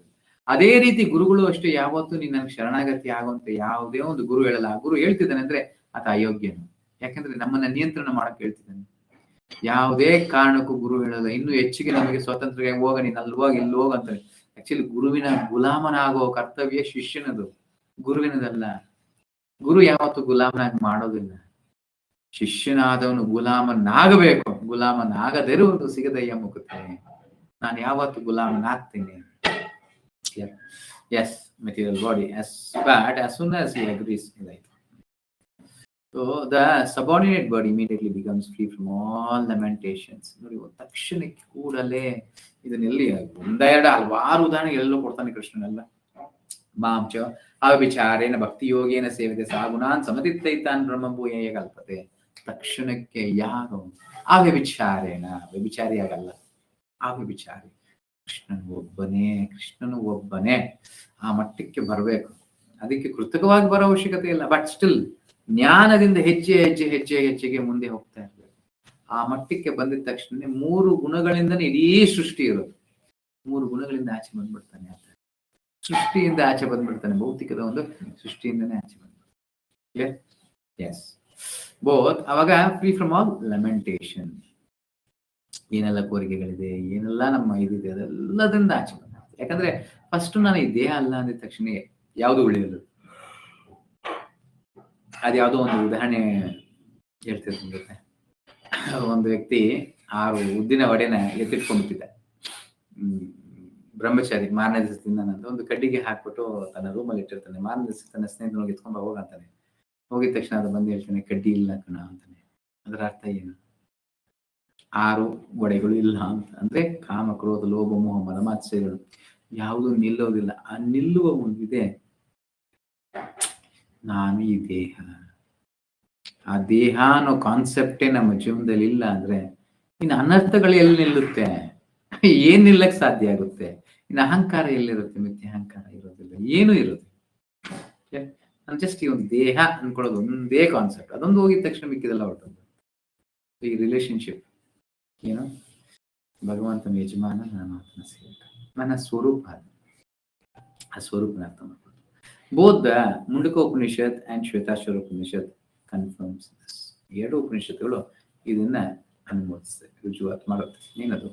ಸಮಾನೇ ವೃಕ್ಷೇ ಪುರುಷೋ ನಿಮಗ್ನೋ ಅನಿಶಯ ಶೋಚತಿ ಮುಹ್ಯಮಾನಃ ಜುಷ್ಟಂ ಯದಾ ಪಶ್ಯತಿ ಅನ್ಯಮೀಶಂ ಅಸ್ಯ ಮಹಿಮಾಂ ಇತಿ ವೀತಶೋಕ.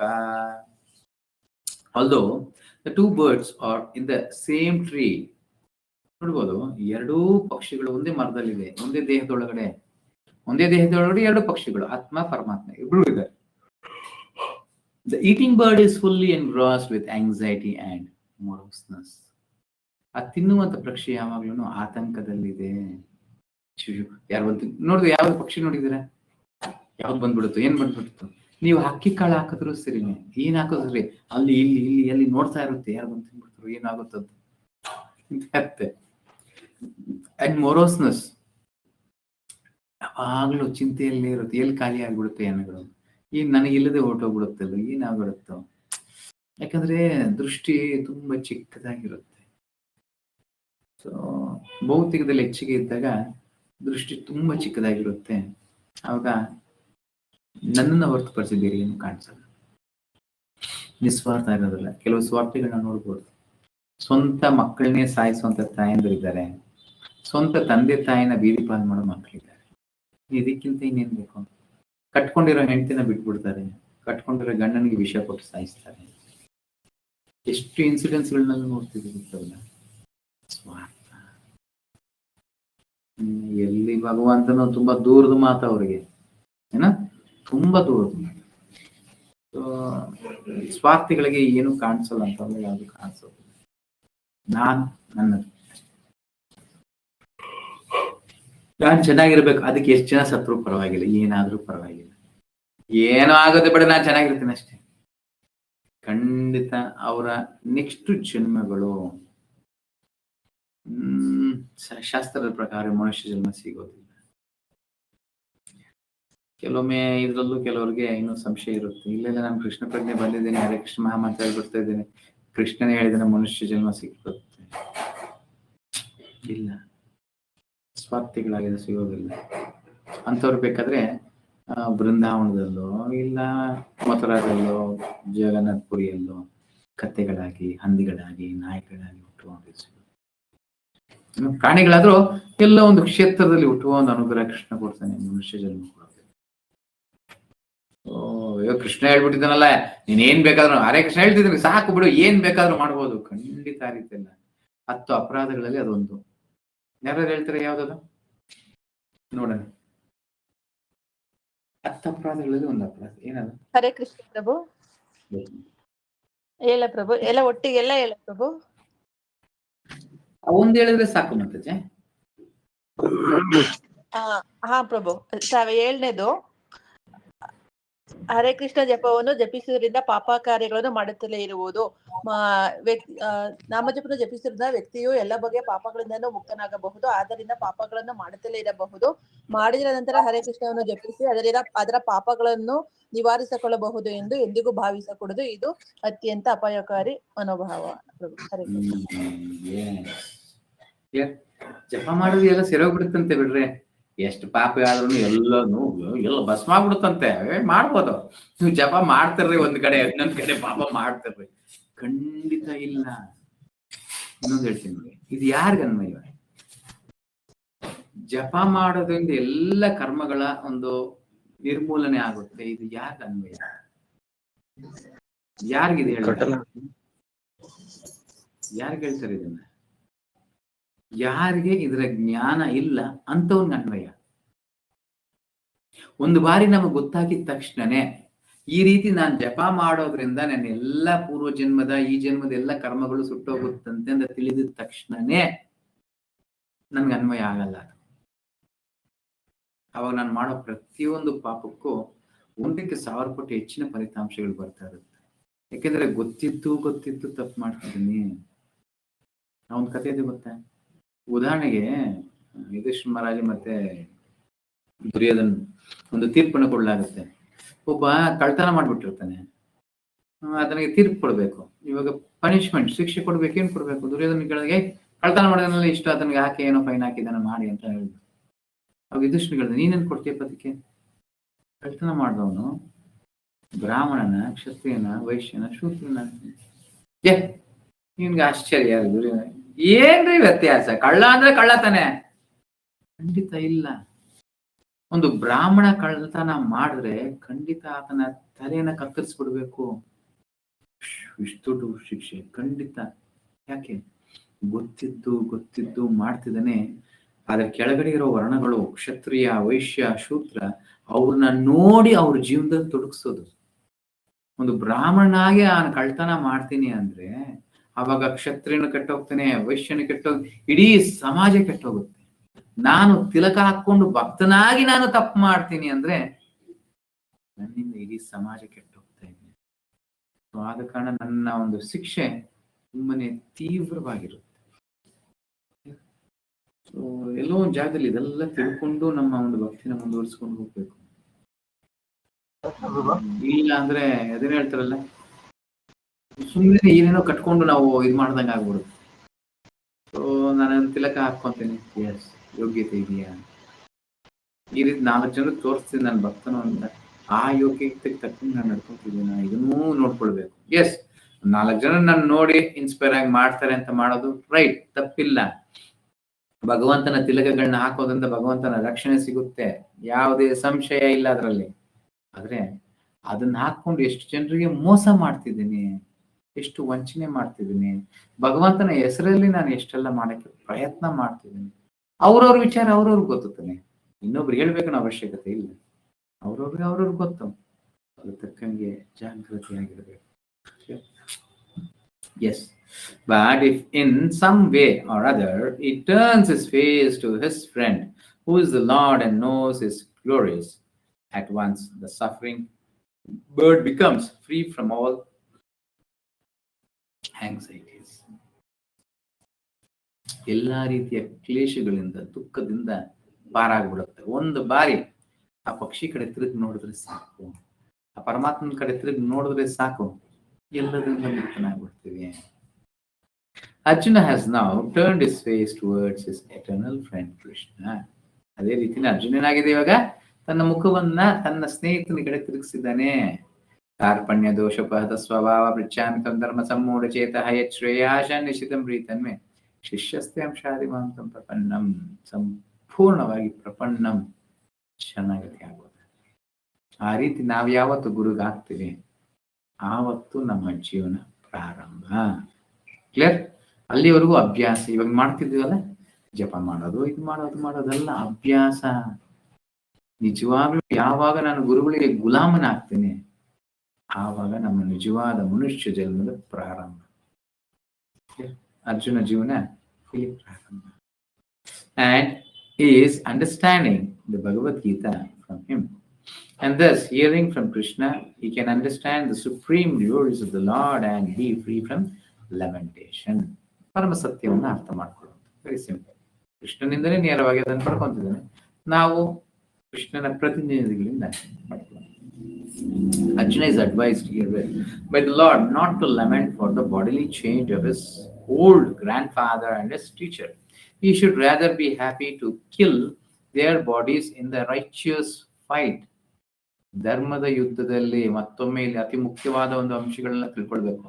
ಅದಕ್ಕೆ ಅಂತ ನಾನು ನನ್ನ ಗುರುಗಳನ್ನ ನನ್ನ ತಾತನೆಲ್ಲ ಕೊಂಡ್ಬಿಡ್ತೀನಿ ಚೆನ್ನಾಗಿರುತ್ತೆ. ಕೃಷ್ಣನೇ ಹೇಳಿದ ರೈಚಿಯಸ್ ಅಂದ್ರೆ ಧರ್ಮದ ಒಂದು ಯುದ್ಧದಲ್ಲಿ, clear, so that they may be cleansed at once of all reactions from various bodily activities. ಇವಾಗ ನೆಕ್ಸ್ಟ್ ಈ ಯುದ್ಧದಲ್ಲಿ ಪಾಲ್ಗೊಳ್ಳೋದ್ರಿಂದ ಅವ್ರಿಗೆ ಹಲವಾರು ಕರ್ಮಗಳನ್ನ ಕಟ್ಕೊಂತಿರ್ತಾರೆ. ಅದರಿಂದ ಪಾರ್ ಮಾಡಿದವನಾಗ್ತೀಯ ನೀನು. ಆದ ಕಾರಣ ಈ ಯುದ್ಧದಲ್ಲಿ ಅವ್ರನ್ನ ಕೊಲ್ಲು. One who lays down his life on the sacrificial altar or in the proper battlefield is at once cleansed of bodily reactions and promoted to a higher status of life. ಯಾರಾದರೂ ಸರಿ. ಸೊ ಯಾವಾಗ ನಾವು ಭಗವಂತನ ನಾಮ ಜಪ ಮಾಡ್ತಾನೆ ಪ್ರಾಣ ಬಿಡ್ತಾರೆ, ಭಗವಂತನ ಸೇವೆ ಮಾಡ್ತಾನೆ ಪ್ರಾಣ ಬಿಡುವಂತ ವ್ಯಕ್ತಿಗಳು ಖಂಡಿತವಾಗ್ಲೂ ಉನ್ನತವಾದ ಪ್ರಜ್ಞೆ ಉಳ್ಳಂತ ಒಂದು ಲೋಕಕ್ಕೆ ಹೋಗ್ತಾನೆ. ಅದು ಯಾವುದು ಮಹಾಲೋಕ, ತಪಲೋಕ, ಸತ್ಯಲೋಕ, ಬ್ರಹ್ಮಲೋಕ. ಯಾಕೆ ಬ್ರಹ್ಮಾಂಡಕ್ಕೂ ಹೋಗ್ಬೋದಿಲ್ಲ ಅಂದ್ರೆ ಆ ವೈಕುಂಠಕ್ಕೂ ಹೋಗ್ಬೋದು ಗೊತ್ತಿಲ್ಲ. ಬೇಸ್ಡ್ ಆನ್ ದೇರ್ ಕಾನ್ಶಿಯಸ್ನೆಸ್, ಅವರ ಪ್ರಜ್ಞೆಯ ಅನುಗುಣವಾಗಿ ಹೋಗುತ್ತೆ. ಯುದ್ಧದಲ್ಲಿ ಮರಣವನ್ನು ಹೊಂದವನಿಗೆ ಸ್ವರ್ಗದ ಬಾಗಿಲು ತೆಗೆದಿರುತ್ತೆ. ನೇರವಾಗಿ ಅವರು ಸ್ವರ್ಗಕ್ಕೆ ಹೋಗ್ತಾರೆ. ಯಾಕಂದ್ರೆ ಯಾವತ್ತು ಕರ್ತವ್ಯಹೀನನಾಗಿಲ್ಲ. ಕೆಲವೊಮ್ಮೆ ಭಕ್ತರು ಮಾಡೋ ತಪ್ಪು, ಮಹಾ ತಪ್ಪುಗಳು, ಭಕ್ತರು ಅನ್ಸ್ಕೊಂಡಿದ ತಕ್ಷಣ ಕರ್ತವ್ಯಹೀನರಾಗಿ ಹೋಗ್ತೀವಿ. ಖಂಡಿತ ಅದಾಗಬಾರ್ದು. ಅದಕ್ಕೆ ಹೇಳೋದು, ಯಾವ ನಿಮ್ಮ ಕರ್ತವ್ಯಗಳನ್ನ ಮಾಡಿ ಏನೋ ಪಡ್ಕೊಳ್ಳೋದಕ್ಕೆ ಏನೇನೋ ಬಿಟ್ಟು ಹೋಗ್ಬಿಡ್ತೀರಿ. ಉದಾಹರಣೆಗೆ ನನ್ ಮೇಲೆ ಹತ್ಬೇಕು ಅಂದ್ರೆ ಒಂದು ಚೇರ್ ಹಾಕೊಂತೀನಿ, ಮುಂಚಿನ ಚೇರ್ನ ಕೆಳಗಡೆ ಹಾಕ್ಬಿಟ್ರೆ ಏನಾಗುತ್ತೆ? ಮೇಲಿಂದ ಬಿದ್ದೋಗ್ತೀವಿ. ಕರೆಕ್ಟ್? ಎಸ್, ತುಂಬಾ ಮುಖ್ಯ. ಆ ಚೇರ್ ಮೇಲೆ ನಿಂತಿರೋವರೆಗೂ ಜೋಪಾನವಾಗಿ ಆ ಚೇರ್ನ ನೋಡ್ಕೊಳ್ಳುವಂಥದ್ದು. ಸರಿಯಾಗಿ ಇರ್ತೀಯಾ? Any time ಬೀಳ್ಬೋದು. ಆದ ಕಾರಣ ಕರ್ತವ್ಯಗಳು ಯಾವತ್ತೂ ಬಿಟ್ಟು ಹೋಗಬಾರ್ದು, ಕರ್ತವ್ಯಹೀನರಾಗಬಾರದು. ನಮ್ಮ ಭೌತಿಕದ ಜವಾಬ್ದಾರಿಗಳು. ಆವಾಗಲೇ ಆಧ್ಯಾತ್ಮಿಕದಲ್ಲಿ ದೃಢವಾಗಿರಕ್ಕೆ ಸಾಧ್ಯ. ನನ್ನ ಕರ್ತವ್ಯಗಳನ್ನ ಸರಿಯಾಗಿ ಸಕ್ರಮವಾಗಿ ಮಾಡ್ತಿದ್ರೆ ಆಧ್ಯಾತ್ಮಿಕದಲ್ಲಿ ನಿರಂತರವಾಗಿ ದೃಢವಾಗಿದ್ದು ಮುಂದುವರಿಯೋದಕ್ಕೆ ಸಾಧ್ಯ. ಇಲ್ಲ ಏನೋ ಹಂಗೆ ಮಾಡ್ತೀನಿ ಅಂದ್ರೆ ಕುರ್ಚಿ ಬಿದ್ದೋಗೋರ್ಗೆ ನಮ್ಮ ಜೀವನ. ಬಿದ್ದಿದ ತಕ್ಷಣ ಬಿದ್ದಿರ್ತೀವಿ. ಆಧ್ಯಾತ್ಮಿಕ ಇಲ್ಲ, ಭೌತಿಕನೂ ಇಲ್ಲ ಆಮೇಲೆ. So there was no cause for Arjuna's lamentation.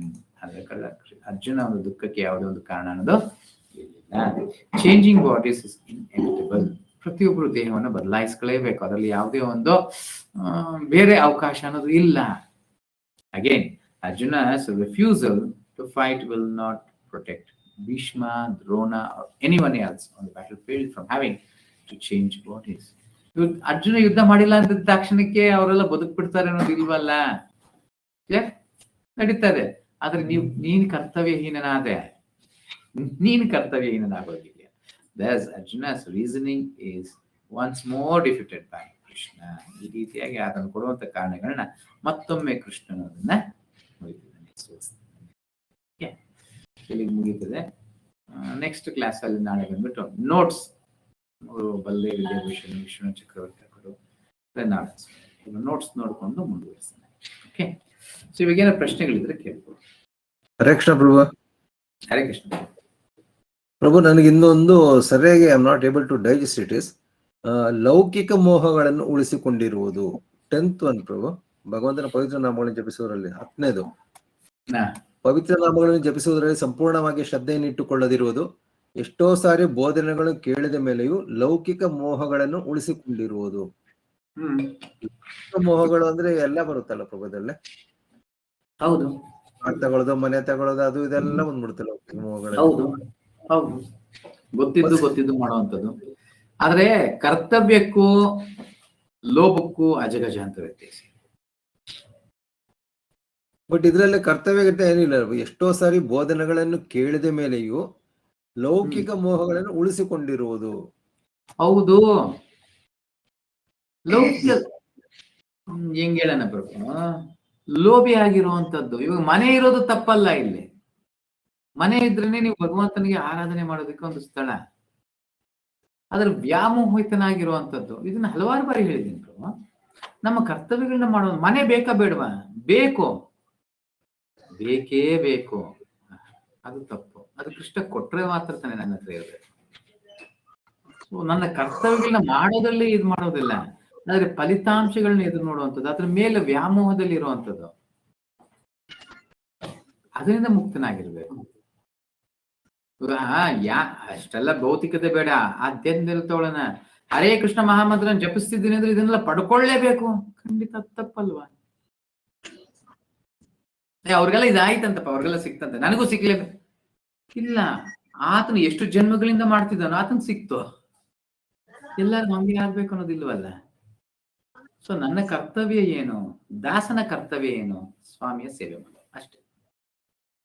So ಆಚಾರ್ಯರು ಹೇಳಿದ್ದಾರೆ, ಹರೇ ಕೃಷ್ಣ ಮಹಾಮಂತ್ರ ಹೇಳ್ಕೊಂಡು ಸೇವೆ ಮಾಡೋದು.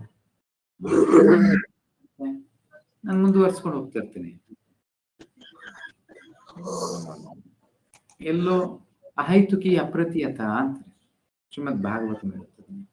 ಸಾವೈ ಪುಂಸಾಂ ಪರೋ ಧರ್ಮೋ ಯಥೋ ಸಾವೈ ಪುಂಸಾಂ ಪರೋ ಧರ್ಮೋ ಮತ್ತೊಂದು ನೋಡ್ಬೋದು. ಹರೇ ಕೃಷ್ಣ ಪ್ರಭುಜಿ. ಹೇಳಿ ಮಾತಾಜಿ. ನಮ್ಗೂ ಅರ್ಥ ಆಯ್ತು ಪ್ರಭುಜಿ, ನಿಮ್ಮ ಹತ್ರ ಮಾತಾಡೋ ಹೇಳ್ತೀನಿ ರೀ. ಭಾಗವತದಲ್ಲಿ ಸಾವೈ ಪುಂಸಾಂ ಪರೋ ಧರ್ಮೋ ಯಥೋ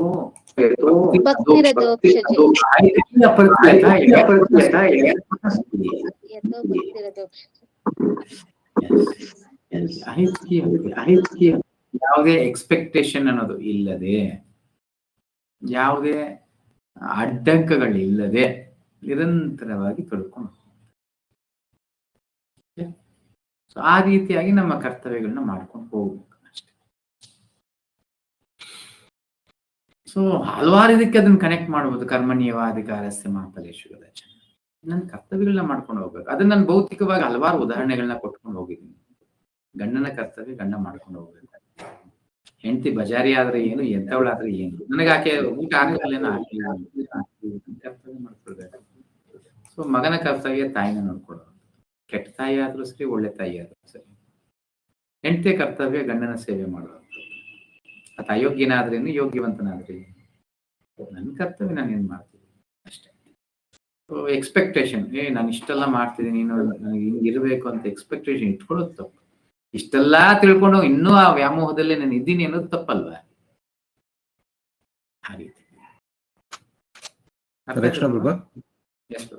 ಪ್ರಭು ಇಷ್ಟ ಆಗಿಲ್ಲ. ಲೌಕಿಕ ಮೋಹ, suppose Prabhu expansion is not correct Prabhu. ಈಗ ಯಾರೋ ಒಬ್ರು 20-30 ಸೈಟ್ ಅಲ್ಲಿ ಇರ್ತಾರೆ. You want to expand this site, ಇನ್ನು ಸ್ವಲ್ಪ ದೊಡ್ಡ ಮನೆ ಬೇಕು ನನಗೆ ಅಂತ ಕೇಳೋದು ತಪ್ಪು ಅಂತೀರಾ? ಅದು ಲೌಕಿಕ ಮೋಹನೇ ಬಂದ್ಬಿಡುತ್ತೆ ಅದರಲ್ಲಿ. ಈಗ somebody is earning only 200 rupees per day. You want to extend ನಾನು ಪ್ರಶ್ನೆ ಕೇಳ್ತೇನೆ ಪ್ರಭು. ಹೇಳಿ ಪ್ರಭು. ಗಂಡನ ಕರ್ತವ್ಯ ಅನ್ನೋದು ಏನಿರೋದಿಲ್ವಾ? ಇರುತ್ತೆ ರಮಣಿ. ಯಾರ ಸಂಗೀತ ಮತ್ತೆ. ಇವಾಗ ಫಸ್ಟ್ ಪಾಯಿಂಟ್ ಪ್ರಭು, ಮೋಹ ಅಂದ್ರೆ ಏನ್ ಪ್ರಭು? ಮೋಹ ಅಂದ್ರೆ ಆಸೆ, ಬೇಕು ಅನ್ನೋದು, ಇದ್ದು ಇನ್ನೊಂದು ಬೇಕು ಅನ್ನೋದು.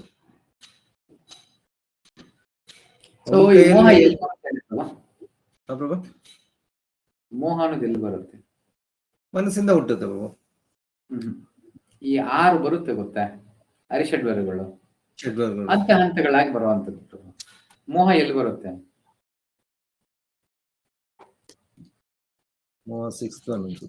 ಕಾಮ, ಮೋಹ. Third one, fourth one comma ಕ್ರೋಧ, ಲೋಭ ನಂತರ ಮೋಹ ಬರುತ್ತೆ. ಕಾಮ ಕ್ರೋಧ ಲೋಭ ಮೋಹ ಮದ ಮತ್ಸರ, ಆ ಹಂತದಲ್ಲಿ ಬರುವಂಥದ್ದು. ಇನ್ನು ಭೌತಿಕದ ಲೋಭದಲ್ಲಿ ಇರುವಂಥದ್ದು ಕಾಮ ಕ್ರೋಧ ಲೋಭ ಮೋಹ ಮದ ಮಾತ್ಸರ್ಯ. ನೆಕ್ಸ್ಟ್ ಮದ ಮಾತ್ಸರ್ಯ ಅನ್ನೋದು ಬರುತ್ತೆ. ಅದೆಲ್ಲ ತುಂಬಾ ಸೆಟ್ಲ್ ಆಗ್ತಾ ಹೋಗ್ತಾ ಇರುತ್ತೆ, ಸೆಟ್ಲ್ ಆಗ್ಬಿಡುತ್ತೆ. ಇವಾಗಲೇ ಸೆಟ್ಲ್ ಆಗಿ ಇದ್ದಿದ್ದು ಸೆಟ್ಲ್ ಆಗ್ಬಿಡುತ್ತೆ. ಅವಾಗ ಏನ್ ಅನ್ಸ್ಬಿಡುತ್ತೆ ಅಂದ್ರೆ, ನಾನ್ ಮಾಡೋದು ಸರಿ ಅನ್ಸುತ್ತೆ, ನನ್ನ ದೃಷ್ಟಿಗೂ ಸರಿ ಇರುತ್ತೆ. ಯಾಕೆ? ನನ್ನ ಗುಣವುಳ್ಳವರೆಲ್ಲರಿಗೂ ಅದು ಸರಿ ಅನಿಸ್ತಾ ಇರುತ್ತೆ. ಕಂಸನು ಕೃಷ್ಣನನ್ನ ಕೊಲ್ಲಬೇಕು ಅನ್ನೋದು ಸರಿ, ದೇಶದ್ರೋಹಿ. ರಾಜನನ್ನ ಕೊಲ್ಲಬೇಕು ಅನ್ನೋನು ದೇಶದ್ರೋಹಿ, ಆತನ್ನ ಕೊಲ್ಲಲೇಬೇಕು. ಅದಕ್ಕೆ ಹಲವಾರು ಸಲಹೆಗಾರರಿದ್ರು, ಮಂತ್ರಿಗಳಿದ್ರು, ಎಲ್ಲರೂ ಯೋಜನೆಗಳನ್ನ ಮಾಡ್ತಿದ್ರು. ಸೊ ನಾನು ಒಬ್ನೇ ಸರಿ ಅಂತಿಲ್ಲ, ಅದು ಎಷ್ಟರ ಮಟ್ಟಿಗೆ ಸರಿ ಅನ್ನೋ ಮಟ್ಟಕ್ಕೆ ಬಂದ್ಬಿಡುತ್ತೆ ಅಂದ್ರೆ, ಪ್ರಭು ಕಾಮ ಕ್ರೋಧ ಲೋಭ ಒಂದೇ ಎಲ್ಲ ತಪ್ಪು ಅನಿಸ್ತಾ ಇರುತ್ತೆ. ಅದನ್ನ ದಾಟ್ಕೊಂಡು ಹೋದ್ಮೇಲೆ ತಪ್ಪು ಅನ್ಸೋದು ಇಲ್ಲ ನಮ್ಗೆ, ಅದೇ ಸರಿ ಅಂತ ಮಟ್ಟಕ್ಕೆ ಆಗೋಗಿರುತ್ತೆ. ಕೆಲವೊಮ್ಮೆ ದೃಷ್ಟಿ ನೋಡಿದಾಗ ಸರಿ ಅನ್ಸ್ತಾ ಇರುತ್ತೆ. ಯಾಕೆ? ನಾವು ಹಿರಣ್ಯಕಶಿಪನ ಒಂದು ಇದನ್ನ ಜಸ್ಟ್ ಓದಿ ನಿಮ್ಗೆ ಗೊತ್ತಾಗುತ್ತೆ. ಯಾವಾಗ ಹಿರಣ್ಯಾಕ್ಷ ಮರಣವನ್ನು ಹೊಂದಿರ್ತಾನೆ, ಅವಾಗ ಎಂತ ಜ್ಞಾನದ ಬೋಧನೆ ಮಾಡ್ತಾನೆ ಆತ. ಆ ಹಿರಣ್ಯಾಕ್ಷನ ಒಂದು ಹೆಂಡತಿಗೆ, ತಾಯಿಗೆ, ಎಲ್ಲರೂ ಎಷ್ಟು ಸಮಾಧಾನ ಹೇಳ್ತಾನೆ, ಆತ್ಮಜ್ಞಾನವನ್ನು ಕೊಡ್ತಾನೆ. ಯಾಕೆ? ಆತ ಅಯ್ಯೋ ಅಜ್ಞಾನಿ ಆಗಿರ್ಲಿಲ್ಲ ಪ್ರಭು, ಮಹಾನ್ ವ್ಯಕ್ತಿ ಆಗಿದ್ದ, ಜ್ಞಾನಿ ಆಗಿದ್ದ. ನಾವಿರೋ ಮಟ್ಟಕ್ಕೆ ನಮಗೆ ಕಾಮಕ್ರೋಧ ಲೋಭನೆ ಒಂದು ಎಲ್ಲೋ ಅಂದ್ರೆ ನಾನು ಕಾಮದಲ್ಲಿ ಇದ್ದೀನಪ್ಪ, ಇನ್ನು ಕ್ರೋಧದಲ್ಲಿ ಇದ್ದೀನಿ, ಎಲ್ಲೋ ಕಾಣಿಸ್ಕೊಳ್ಳೋ ಮಟ್ಟಕ್ಕಿದೆ. ಅನ್ನ 3 ದಾಟಿ ನಂತರ 3 ಲೆವೆಲ್ ಬರೋ ಅಷ್ಟೊತ್ತಿಗೆ ಸರಿ ಅನ್ಸ್ಬಿಡುತ್ತೆ ನಮ್ಗೆ. ನಾನ್ ಮಾಡೋದು ಸರಿ. ಎಷ್ಟು ಜನರಿಗೆ ನಾನು ದಾನ ಮಾಡ್ತಿದ್ದೇನೆ. ಉದಾಹರಣೆಗೆ ನೀವು ದುರ್ಯೋಧನ ತಗೊಳ್ಬೋದು, ಕರ್ಣ ತಗೊಳ್ಬೋದು. ಎಷ್ಟು ಜನರಿಗೆ ನಾನು ದಾನ ಮಾಡ್ತಿದ್ದೇನೆ, ಎಷ್ಟು ಜನರು ಜೀವನ ಸಹಾಯ ಮಾಡ್ತೇನೆ, ಎಷ್ಟು ಜನರು ಜೀವನ ಉಳಿಸ್ತಿದ್ದೇನೆ, ಎಷ್ಟು ಮದುವೆಗಳನ್ನ ಮಾಡ್ತಿದ್ದೀನಿ. ಎಷ್ಟೆಲ್ಲ ನಮ್ಗೆ ಬರುತ್ತೆ ಕಣ್ಣಿಗೆ ಅಡ್ಡ ಅಂದ್ರೆ ಅದು ಸತ್ಯನೇ. 99% ಮಾಡ್ತಿರ್ತಾನೆ ಅಥವಾ ಒಳ್ಳೇದೇ ಮಾಡ್ತಿರ್ತಾನೆ. ಬಟ್ ನಿಂತಿರೋ ಜಾಗ ಯಾವ್ದ್ರ ಮೇಲೆ? ಹೆಂಗ್ ಹೇಳೋಣ ಅದನ್ನ? ನಾನು ಒಬ್ಬನ್ನ ಕೊಂದಿದ್ದೀನಿ, ಕೊಂದು ಅವರ ಹೆಣದ ಮೇಲೆ ನಿಂತಿದ್ದೀನಿ, ಅವರ ದೇಹದ ಮೇಲೆ ಇರೋ ಬಂಗಾರದಿಂದ ಹಲವಾರು ಜನರಿಗೆ ದಾನ ಧರ್ಮ ಎಲ್ಲ ಮಾಡ್ತಿದ್ದೀನಿ. ಎಷ್ಟು ಜನರಿಗೆ ದಾನ ಮಾಡಿದ್ರೇನು, ಎಷ್ಟು ಧರ್ಮ ಮಾಡಿದ್ರೆ ಏನ್ ಮಾಡಿದ್ರೆ ಏನದ್ರಿಂದ? ನಾನು ನಿಂತಿರೋದು ಯಾವ್ದ್ರ ಮೇಲೆ? ಈ ರೀತಿ ಕಾಮ ಕ್ರೋಧ ಲೋಭ 3 ಮೇಲೆ ನಿಂತ ಮೇಲೆ ನೆಕ್ಸ್ಟ್ ಲೆವೆಲ್ ಕಾಣಿಸ್ತವೆ. ಭೌತಿಕ ಮೋಹದಲ್ಲಿ ಇರುವಂತದ್ದು. ಇನ್ನೂ ಹೋಗ್ತಾ ಹೋಗ್ತಾ ಆಳದಲ್ಲಿ ಹೋದ್ಮೇಲೆ ಹಲವಾರು ವಿಚಾರಗಳು ಸಿಂಗಲ್ ಪಾಯಿಂಟ್ ಎತ್ಕೊಂಡು ಹಲವಾರು ವಿಶ್ಲೇಷಣೆಗಳನ್ನ ಮಾಡ್ತಾ ಇನ್ನು ಆಳದಲ್ಲಿ ಹೋಗ್ಬೋದು. ಬಟ್ ನಮಗ್ ಸದ್ಯಕ್ಕೆ ಇದು ಸಾಕು ಅನ್ಸುತ್ತೆ. ಯಾಕಂದ್ರೆ ಆಳದಲ್ಲಿ ಹೋಗಿ ಜೀರ್ಣಿಸ್ಕೊಳ್ಳೋ ಅಷ್ಟು ಮಟ್ಟಕ್ಕೂ ನಾವು ಇರೋದಿಲ್ಲ. ಇಲ್ಲ ಪ್ರಭು, ಅದು ಕರೆಕ್ಟ್ ತಪ್ಪ? ಏನು? ಒಬ್ಬರು ಎನಿ ಒನ್ ಪರ್ಸನ್, ಒಬ್ಬ ಇದು ಹ್ಯಾಸ್ ಓನ್ಲಿ ಒನ್ ಹೌಸ್, ಒಂದ್ ಮನೆ ಇರುತ್ತೆ, ಅದು 20-30 ಇರುತ್ತೆ. ಯು ವಾಂಟ್ ಟು ಎಕ್ಸ್ಪ್ಯಾಂಡ್, ನಂಗೆ ಇನ್ನೂ ಒಂದು 30-40 ಸೈಟು ಅಲ್ಲ 50-60 ಮನೆ ಬೇಕು ಅಂತ ಅನ್ಸೋದು ತಪ್ಪು ಅಂತೀರಾ? ಅದು ಲೌಕಿಕದಲ್ಲಿ ಪ್ರತಿಯೊಬ್ರು ಅವ್ರವ್ರ ಕರ್ತವ್ಯಗಳನ್ನ ಮಾಡ್ಲೇಬೇಕು ಪ್ರಭು. ಕರ್ತವ್ಯಗಳು ಮಾಡ್ಕೊಂಡು. ಒಂದ್ ನಿಮಿಷ, ನಾನು ಇವಾಗ ಸಿಂಗಲ್ ಬೆಡ್ರೂಮ್ ಅಲ್ಲಿ ಇದ್ದೀನಿ. ನಾನು ಡಬಲ್ ಬೆಡ್ರೂಮ್ಗೆ ಪ್ರಯತ್ನ ಮಾಡೋದ್ರಲ್ಲಿ ತಪ್ಪಿಲ್ಲ. ಮಕ್ಕಳು ದೊಡ್ಡವರಾಗ್ತವ್ರೆ, ಅವ್ರಿಗೊಂದು ಬೇಕಾಗುತ್ತೆ. ಇಲ್ಲ ನನ್ನ ಮಗಳಿಗೆ ಮದುವೆ ಆಗುತ್ತೆ, ಅವ್ರಿಗೊಂದು ರೂಮ್ ಬೇಕಾಗುತ್ತೆ. ಮಗನಿಗೆ ಮದುವೆ ಆಗುತ್ತೆ, ಅವ್ರಿಗೆ ಇನ್ನೊಂದು ರೂಮ್ ಬೇಕಾಗುತ್ತೆ. ಸರಿ, ಡಬಲ್ ಬೆಡ್ರೂಮ್ ಹೋಗ್ಬೇಕು, ನನ್ನ ಪ್ರಯತ್ನ ತಪ್ಪಿಲ್ಲ. ಲೌಕಿಕ ಮೋಹ ಆಗಲ್ವ ಪ್ರಭು? ಕರ್ತವ್ಯ ಬೇರೆ, ಮೋಹ ಬೇರೆ ಪ್ರಭು. ನಿಮ್ಗೆ ಇನ್ನೂ ಆ ಡಿಫ್ರೆನ್ಸ್ ಕಾಣಿಸ್ಕೊಳ್ತಾ ಇಲ್ಲ. ಬೇಕೇ ಬೇಕು ಅನ್ನೋದು ಲೋಭಕ್ಕೆ ಹೋಗ್ಬಿಟ್ಟು ಆಕ್ಚುಲಿ ಲೋಭ ಅದು, ಮೋಹನೂ ಅಲ್ಲ. ಮೋಹ ಇನ್ನು ಅದಕ್ಕೆ ಮೇಲೆ ಹೋಗಿರುತ್ತೆ, ಲೋಭ ಆಗಿರುತ್ತೆ. ನನಗ್ ಬೇಕು ಅನ್ನೋದು ತಪ್ಪಿಲ್ಲ. ಅದರಲ್ಲೂ ಇನ್ನು ಕೃಷ್ಣ ಪ್ರಜ್ಞೆಗೆ ಬಂದ ಮೇಲೆ ಕೃಷ್ಣನ ಸೇವೆಗೆ. ನನ್ ಮಗ ಯಾರು? ಕೃಷ್ಣನ ಮಗ.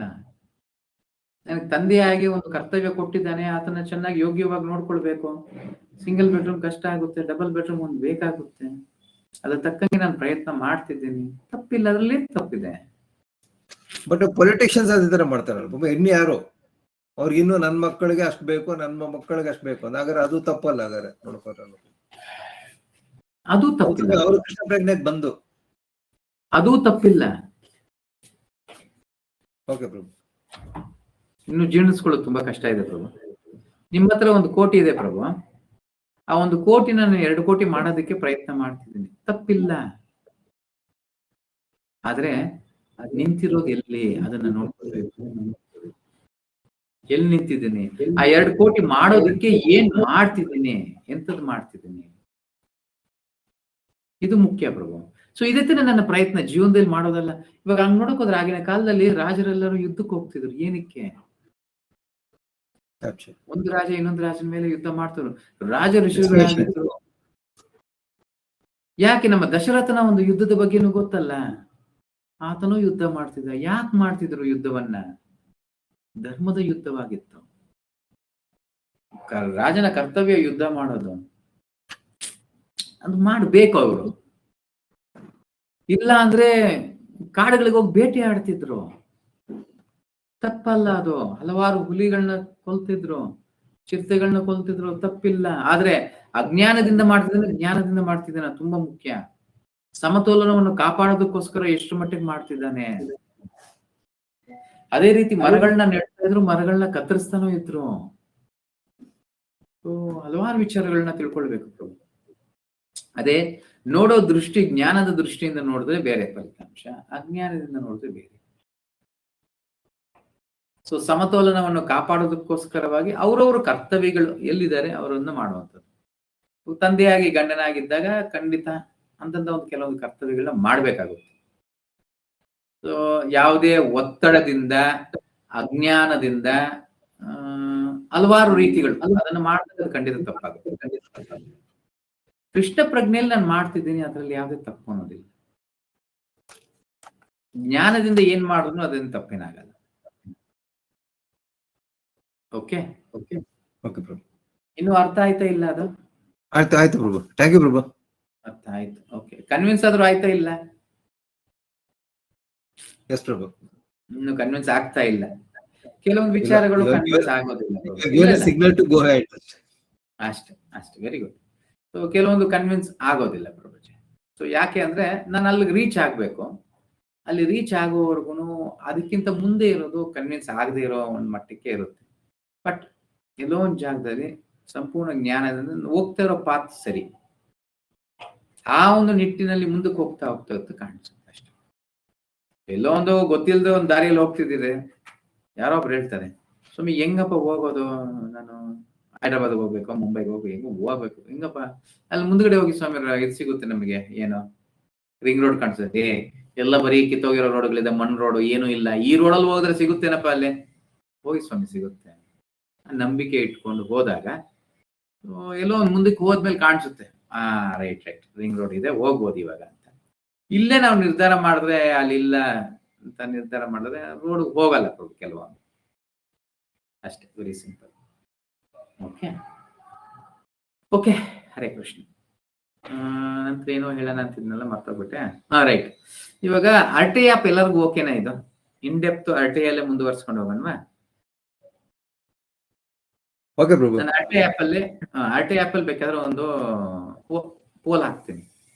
ಇಲ್ಲ ಪ್ರವೀಣ್ ಪ್ರಭು ನೀವು ಹಾಕಿ ಪ್ರಭು, ಒಂದು ಪೋಲ್ ಹಾಕಿ, ಝೂಮ್ ಮತ್ತೆ RTI ಎರಡಕ್ಕೂ ಪೋಲ್ ಹಾಕಿ, ಬೇಕಾದ್ರೆ ನೋಡ್ಕೊಂಡು ಮುಂದುವರ್ಸಿ. ಯಾಕಂದ್ರೆ ಹಲವಾರು ಸರ್ಕಲ್ಗಳು, ಹಲವಾರು ಚಕ್ರಗಳು ಬೇರೆ ಬೇರೆ ನಿರ್ಧಾರ ತಗೊಂತಿದ್ದಾರೆ. ಒಂದು ಝೂಮ್ ಅಂತಾರೆ, ಕೆಲವರು RTI ಅಂತಾರೆ. ನಾನು ಚಾಯ್ಸ್ ಅವ್ರಿಗೆ ಕೊಟ್ಟಿದ್ದೀನಿ, ಸರ್ಕಲ್ ಲೀಡರ್ಸ್ಗೆ ಕೊಟ್ಬಿಟ್ಟಿದ್ದೀನಿ.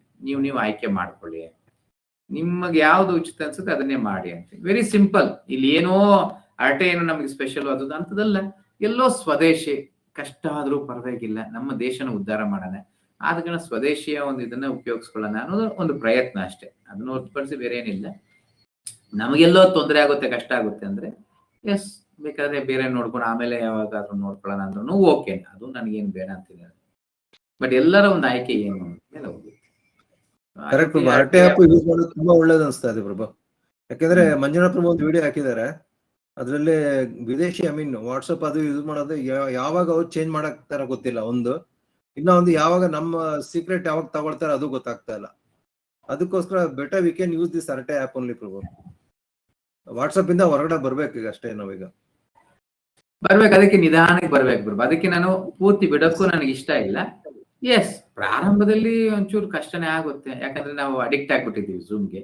ಆದ ಕಾರಣ ಪ್ರಾರಂಭದಲ್ಲಿ ನಾವು ಝೂಮ್ ಪ್ರಾರಂಭ ಮಾಡಿದಾಗ ಅದರಲ್ಲೂ ಅಷ್ಟೇ ಈ ರೀತಿ ಹ್ಯಾಂಡ್ ರೈಸ್ ಅನ್ನೋದು ಇರ್ಲಿಲ್ಲ, ಲಾರ್ಜ್ ಮೀಟಿಂಗ್ಗಳು ಇರ್ಲಿಲ್ಲ, ಯಾಕೆ ಆ ಇದನ್ನ ವಾಯ್ಸ್ಗೆ ಎಷ್ಟು ಕಷ್ಟಪಟ್ಟಿದೀವಿ ನಾವು, ಎಷ್ಟು ವಿಡಿಯೋಗಳನ್ನ ಮಾಡಿದೀವಿ. ಸೇರ್ಬಿಡ್ತಾ ಇದ್ರು, ಏನು ಕೇಳಿಸ್ತಾ ಇರ್ಲಿಲ್ಲ. ಕರೆಕ್ಟಾ? ಆನಂತರ ಒಂದು ಮೈಕ್ ನ ಕ್ಲಿಕ್ ಮಾಡಿ ಅದನ್ನ ಸೆಲೆಕ್ಟ್ ಮಾಡಿದ್ರೆ ಮಾತ್ರ ಕೇಳಿಸುವಂಥದ್ದು. ಅದು ಎಷ್ಟು ಕಷ್ಟಪಟ್ಟು ಇವತ್ತಿಗೂ ನಮ್ಗೆ ಗೊತ್ತು. ಇವಾಗ ಆಯ್ತು, ಇನ್ನೊಂದು 3 ತಿಂಗಳಿಂದ ಅದರ ಪರಿಷ್ಕಾರ ಆಯ್ತು. ಈ ರೀತಿ ಝೂಮ್ ಇಂದ ಹಲವಾರು ಬದಲಾವಣೆ ಆಗ್ತಾನೆ ಈ ಮಟ್ಟಕ್ಕೆ ಬಂದಿರೋದು. ಇದು ಪ್ರಾರಂಭ ಆಗಿರೋದು, ಇದ್ರಲ್ಲಿ ಹಲವಾರು ಇದು ಇರುತ್ತೆ. ಇದು ಅಷ್ಟೇ, ನಾಳೆ ದಿವಸಕ್ಕೆಲ್ಲ ಸೇರೋಗುತ್ತೆ. ಅಲ್ಲಿಯವರು ನಮಗೆ ಆ ಪೇಷನ್ಸ್ ಇರಬೇಕು. ಇಲ್ಲ, ಕೆಲವ್ರು ಇರುತ್ತೆ, ಕೆಲವ್ರಿಗೆ ಆಗಲ್ಲ. ಸರಿ, ತಗೊಳ್ಳೋಣ ಒಂಚೂರು ತಗೊಂಡ್ಬೇಕಾದ್ರೆ ಮಾಡ್ಬೇಕು ಅನ್ನೋಂಥವ್ರು ಮಾಡ್ಬೋದು. ನಾನು ನಂದೇ ನಡಿಬೇಕು, ಹಿಂಗೆ ಮಾಡ್ಬೇಕು ಅನ್ನೋದೇನಿಲ್ಲ. ಸೊ ಎಲ್ಲರೂ ಹೆಂಗೆ ಹೇಳ್ತಾರೆ ಹಂಗೆ, ಮ್ಯಾಕ್ಸಿಮಮ್ ಯಾರೇನ್ ಹೇಳ್ತಾರೆ ಅದ್ರ ತಕ್ಕಂಗೆ. ಹರೇ ಕೃಷ್ಣ ದೇವಿ ಏನ್ ಬೇಕು, ಜಸ್ಟ್ ಡೇಟ್ ಕೆಲವ್ರದ್ದು ಡೇಟಾ ಜಾಸ್ತಿ ಖರ್ಚಾಗೋದು ಬಿಟ್ರೆ ಬೇರೆ ಏನಿಲ್ಲ ಪ್ರಭು. ಇದಕ್ಕೆಲ್ಲ ಮ್ಯಾನೇಜ್ ಮಾಡ್ಬೋದು. ಆಮೇಲೆ ಇನ್ನೊಂದು ಏನ್ ಸಮಸ್ಯೆ ಅಂದ್ರೆ, ಯಾರು ಮೀಟಿಂಗ್ ಹೋಸ್ಟ್ ಮಾಡಿರ್ತೀವಲ್ಲ ಅವರೇ ಪ್ರತಿದಿನ ಕ್ಲಾಸ್ ಆನ್ ಮಾಡ್ಬೇಕು ಅನ್ನೋದಿಲ್ಲ. ಅದೊಂದು 2 ಸಮಸ್ಯೆ ಬಿಟ್ರೆ ಇದೆರಡು ಸಮಸ್ಯೆಗಳಿಲ್ಲ ಅಂತೇನಿಲ್ಲ ಪ್ರಭಾ, ಇದೆ. ನನಗೆ ಎಷ್ಟು ಪೇಷನ್ಸ್ ಇದೆ ಅನ್ನೋದ್ರ ಮೇಲೆ. ತ್ರಿನಾದಪಿ ಸುನಿಶ್ಚರ ತರೋದಪಿ. ಕೆಲವೊಂದು ಗ್ರೂಪ್ಗಳಿಗೆ ಆಗಲ್ಲ ಪ್ರಭು, ನಾನು ಇಂಡಿವಿಜುವಲ್ ಹೇಳ್ತಿಲ್ಲ. ಕೆಲವೊಂದು ಗ್ರೂಪ್ಗಳಿಗೆ ಆಗಲ್ಲ. ಉದಾಹರಣೆಗೆ ಈ ಒಂದು ಗೌರಂಗ ಸರ್ಕಲ್, ದಾಮೋದರ ಸರ್ಕಲ್, ರಾಷ್ಟ್ರ ಸರ್ಕಲ್, 3 ಜನ ಝೂಮೇ ಬೇಕು ಅನ್ಬಿಟ್ರು.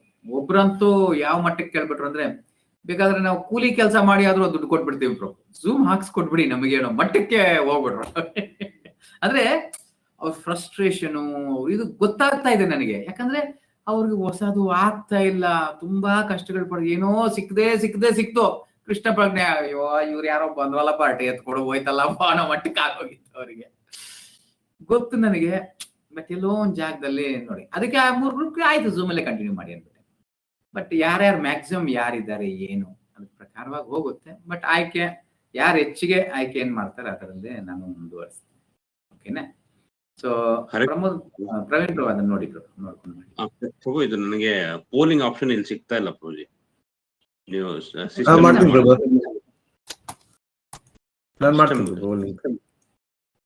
ನೋಡೋಣ ಪ್ರಭು ಶೇರ್ ಮಾಡೋದಕ್ಕೆ ಇರುತ್ತೆ. ಪೋಲ್ ಇದೆ ಪ್ರಭು, ಹಾಕ್ಲಾ ಪ್ರಭು? ಇದೆ ಪ್ರಭು. ಒಂದ್ ಸೆಕೆಂಡ್ ಏನಂತ ಪ್ರಭು? ಪ್ರಭು 1 ನಿಮಿಷ. ನಾನು ಯಾವತ್ತೂ ಇದು ಎಲ್ಲರೂ ಅರ್ಥ ಮಾಡ್ಕೊಳ್ಬೇಕು. ನನ್ನ ಶ್ರೀಜಿ ಪ್ರಭುಗೆ ಅವ್ರಿಗೆ ಅಂತ ಹೇಳಲ್ಲ, ಯಾರಿಗೂ ಒಂದು ಕೊಡ್ತೀವಲ್ಲ, ಅದು ಪ್ರವೀಣ್ ಪ್ರಭು ಯಾರಿಗೆ ಆಗಿಲ್ಲ ಕಿತ್ಕೊಂಡ್ಬಿಡ್ಬಾರ್ದು. ಯಾರಿಗೆ ಏನ್ ಕೊಟ್ರು ಕಿತ್ಕೊಂಡ್ಬಿಡ್ಬಾರ್ದು. ಆದಷ್ಟು ಪ್ರಯತ್ನ ಮಾಡ್ಬೇಕು. ಅವ್ರಿಗೆ ಗೊತ್ತಾಗಲ್ಲ, ಹಿಂಗಲ್ಲ ಪ್ರಭು, ಹಿಂಗಲ್ಲ, ಮತ್ತೆ ಹಿಂಗೆ ಹೇಳ್ಕೊಟ್ಟು ಮಾಡಿ ಅವ್ರ ಕೈಲಿ ಮಾಡಿಸ್ಬೇಕು.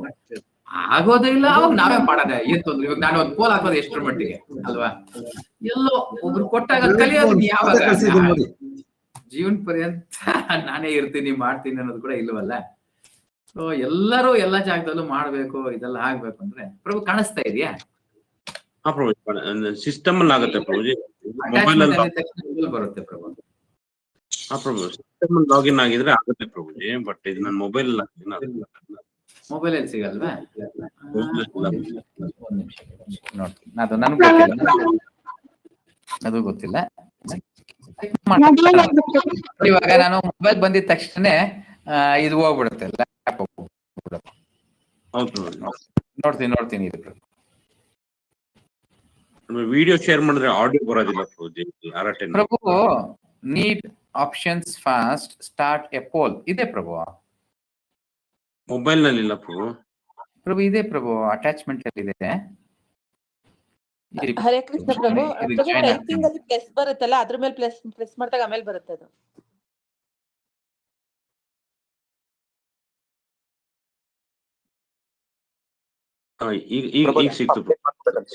ಕೇಳಿಸ್ತಾ ಇದೆ? 1 ನಿಮಿಷ ಪ್ರಭು, ನೋಡ್ತೀನಿ. ಶೇರಿಂಗ್ ಇದ್ರಲ್ಲಿ ಆಗುತ್ತೆ ಅಂದ್ಬಿಟ್ಟು ನೋಡ್ತೀನಿ. Stop recording, invite, screen share ಇಲ್ಲೇ ಇದೆ. ಸ್ಕ್ರೀನ್ ಶೇರ್ ಸಿಂಗಲ್ ಇಲ್ಲ, ಇಲ್ಲಿ ಪೂರ್ತಿ ಮಾಡ್ತೀನಿ. Entire screen start. ಇವಾಗ ಸ್ಕ್ರೀನ್ ಶೇರ್ ಆಗ್ತಾ ಇದೆಯಲ್ಲ ಪ್ರಭಾ? ಇವಾಗ ಇಲ್ಲಿ ನೋಡ್ಬೋದು ಪ್ರಭಾ, ಇಲ್ಲಿ ಅಟ್ಯಾಚ್ಮೆಂಟ್ ಇದೆ ನೋಡಿ ಪ್ರಭಾ. ಅಟ್ಯಾಚ್ಮೆಂಟ್ ಬಂದ ತಕ್ಷಣ ಇಲ್ಲಿ ಪೋಲ್ ಇದೆ ನೋಡಿ ಪ್ರಭಾ. ಕಾಣಿಸ್ತು ಪ್ರಭುಜಿ, ಈಗ ಬಂತು ನಂಗೆ ಆಪ್ಷನ್. ಬಂತ? ಆಪ್ಷನ್ ಬಂತು. ರೈಟ್. ಇವಾಗ ಆಗ್ಬೋದು ತಾನೆ? ಹಾಕ್ತೀನಿ ಈಗಲೇ. Right right. ಓಕೆ ಹಾಕಿ ಬ್ರೋ. ಒಂದು ಆಪ್ಷನ್ ಝೂಮ್ ಅಂತ ಹಾಕಿ, ಇನ್ನೊಂದು ಅಟೆ ಅಂತ ಹಾಕಿ, ಚೂಸ್ ಯುವರ್ ಚಾಯ್ಸ್ ಅಂತ ಏನಾದ್ರು ಹಾಕಿ ಏನಾದ್ರು ಹಾಕಿ ನೋಡ ಯಾವುದು ಮ್ಯಾಕ್ಸಿಮಮ್ ಬರುತ್ತೆ ಅದರಲ್ಲೇ ಮುಂದುವರ್ಸ್ಕೊಂಡು. ಸರಿನಾ? ಓಕೆ ಪ್ರಭುಜಿ. ಓಕೆ, ಹರೇ ಕೃಷ್ಣ. ಇವಾಗ ನೋಡ್ತೀನಿ ಮತ್ತೊಮ್ಮೆ ಇದರಲ್ಲಿ ಬಂದಾಗ ಏನಾಗುತ್ತೆ ಅಂತ ನೋಡ್ತೀನಿ.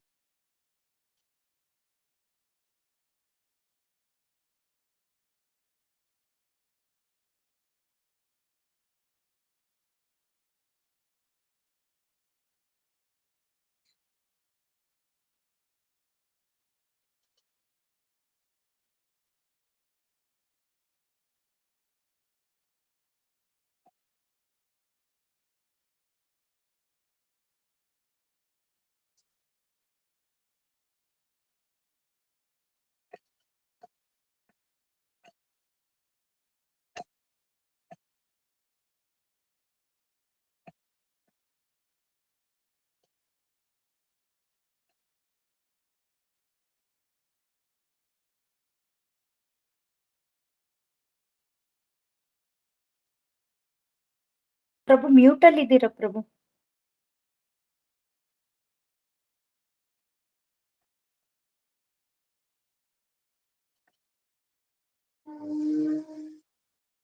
ಕೇಳಿಸ್ತಾ ಇಲ್ಲ ಪ್ರಭು. ಹೇಳ್ತಾ ಇಲ್ಲ ಪ್ರಭುಜಿ.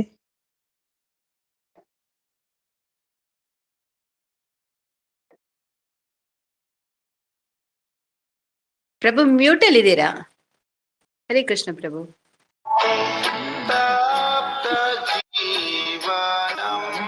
ಬಂತು. ಇವಾಗ ಕೇಳಿಸ್ತಾ? ಕಳಿಸ್ತಾ ಇದೆ ಪ್ರಭುಜಿ. ಹಾ ಪ್ರಭು. ಝೂಮ್ ಅಲ್ಲಿ ಲ್ಯಾಪ್ಟಾಪ್ ಇಂದ ಮೊಬೈಲ್ ಬಂದಿದ ತಕ್ಷಣ ಲ್ಯಾಪ್ಟಾಪ್ ಹೊರಟೋಗುತ್ತೆ.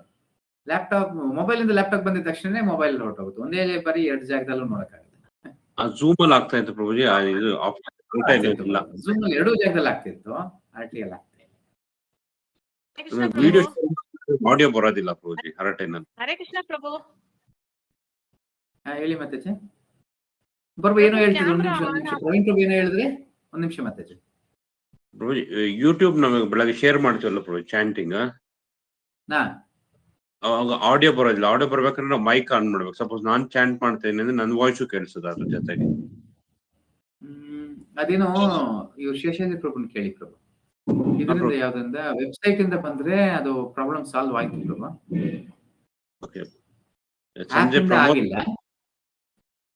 ಆಪ್ ಇಂದ ಆಗಿಲ್ಲ, ವೆಬ್ಸೈಟ್ ಇಂದ ಬಂದಾಗ ಸಾಲ್ವ್ ಆಯ್ತು. ಆಲ್ಮೋಸ್ಟ್ ಶೇಷಾದ್ರಿ ಪ್ರಭು ಚಕ್ರ ಯಾವ್ದು? ಶೇಷಾದ್ರಿ ಪ್ರಭು ಚಕ್ರ, ಪ್ರಮೋದ್ ಪ್ರಭು ನಿಮ್ ಚಕ್ರನೇ ಪ್ರಭು. ಎಲ್ಲರೂ ಅಟೆಗಿನೇ ಚೂಸ್ ಮಾಡಿದ್ದಾರೆ. ಪ್ರಮೋದ್ ಪ್ರಭು ಇವಾಗ 3 ಚಕ್ರ ಇರೋದ್ರಲ್ಲಿ ಮನು ಪ್ರಭು ಮತ್ತೆ ಮಂಜುನಾಥ್ ಪ್ರಭು 50-50 ಅಂತ ಏನು ಹೇಳಿದ್ರು ಅನ್ಸುತ್ತೆ. ಅಷ್ಟು ಜ್ಞಾಪಕ ನೋಡ್ಬೇಕು. ಬಟ್ ನಿಮ್ ಇದ್ರಲ್ಲಿ ಎಲ್ಲರೂ ಒಪ್ಕೊಂಡಿದ್ದಾರೆ ಪ್ರಭು, ನಾವು ಅರ್ಟೆಗೆ ಹೋಗ್ತೀವಿ ಅಂತ ಅರ್ಟೆಗೆ ಮಾಡ್ತಾ ಇದ್ದಾರೆ. ಸುಭದ್ರಾ ಸರ್ಕಲ್ ಪ್ರಭು, ಮಹಾಚಕ್ರದಲ್ಲಿ ಸುಭದ್ರಾ ಸರ್ಕಲ್. ಸುಭದ್ರಾ ಸರ್ಕಲ್ ಏನಾಯ್ತು ಮತ್ತೆ? ಜಾತ ಆಯ್ಕೆ ಮಾಡಿದೆ ಪ್ರಭು. ಮುಕುಂದ ಸರ್ಕಲ್, ಅದರಲ್ಲಿ ಸುಭದ್ರಾ ಸರ್ಕಲ್, ಮುಕುಂದ ಮತ್ತೆ ಕೇಶವ, ಮತ್ತೆ ಇನ್ನೊಂದು ಸರ್ಕಲ್ ಅರಟೆ ಯಾತ್ರೆ ಮಾಡಿದೆ. ಅದು ಚಕ್ರ ಲೀಡರ್ ಬಂದು ಮಂಜುನಾಥ್ ಪ್ರಭು, ಬಲದೇವ ಬಂದು ಮನು ಪ್ರಭು, ಜಗನ್ನಾಥ್ ಬಂದು ಪ್ರಮೋದ್. Okay fine. ಅದು ಇದಕ್ಕೆ ಮಾತ್ರ ಸಪ್ರೇಟ್ ನನ್ನಲ್ಲಿ ಇದರಲ್ಲಿ ಇರುತ್ತಲ್ಲ, ಆದ ಕಾರಣ ಇದಕ್ಕೇನು ಒಂದು ಆಪ್ಷನ್ ಕೊಟ್ಟಿದ್ದೀನಿ. ನೀವೆಲ್ಲ ಯಾವ್ದು ಸೆಲೆಕ್ಟ್ ಮಾಡಿದ್ರೆ ಅದನ್ನೇ ಮುಂದುವರಿಸ್ಕೊಂಡು ಪೋಲ್ ಪೋಸ್ಟ್ ಮಾಡಿದ್ದೀನಿ ಪ್ರಭುಜಿ. ಹರೇ ಕೃಷ್ಣ. ಮಾಡಿದ್ರೆ ಮಾಡಿ. ಎಸ್, ವೋಟಿಂಗ್ ಆಗ್ಬಿಟ್ಟಿದೆ ಪ್ರಭು. ಸ್ವಲ್ಪ ಯು ವೋಟ್ ತೆಗೆ ಹೇಳಿದ್ದಾರೆ. ನೋಡೋಣ ಯಾವ್ದು ಮ್ಯಾಕ್ಸಿಮಮ್ ಬರುತ್ತೆ ಅದು ನೋಡ್ಕೊಂಡು ಮಾಡಿ. ಇದರಲ್ಲೂ ಹಾಕಿಡಿ ಪ್ರಭು, ಯಾವ್ದ್ರಲ್ಲಿ ವಾಟ್ಸಪ್ ಅಲ್ಲೂ ಹಾಕಿಡಿ. ಅಲ್ಲೂ ಒಂದು ಇದು ಪೋಲ್ ಹಾಕಿಡಿ, ನೋಡೋಣ ಇಲ್ಲಿ ಅಲ್ಲಿ ಕಂಪೇರ್ ಮಾಡಿ ನೋಡೋಣ. ನನಗೇನು ಅಟೆಯೇ ಮಾಡ್ಬೇಕಂತ ಏನಿಲ್ಲ. ಝೂಮ್ ಮಾಡಿ.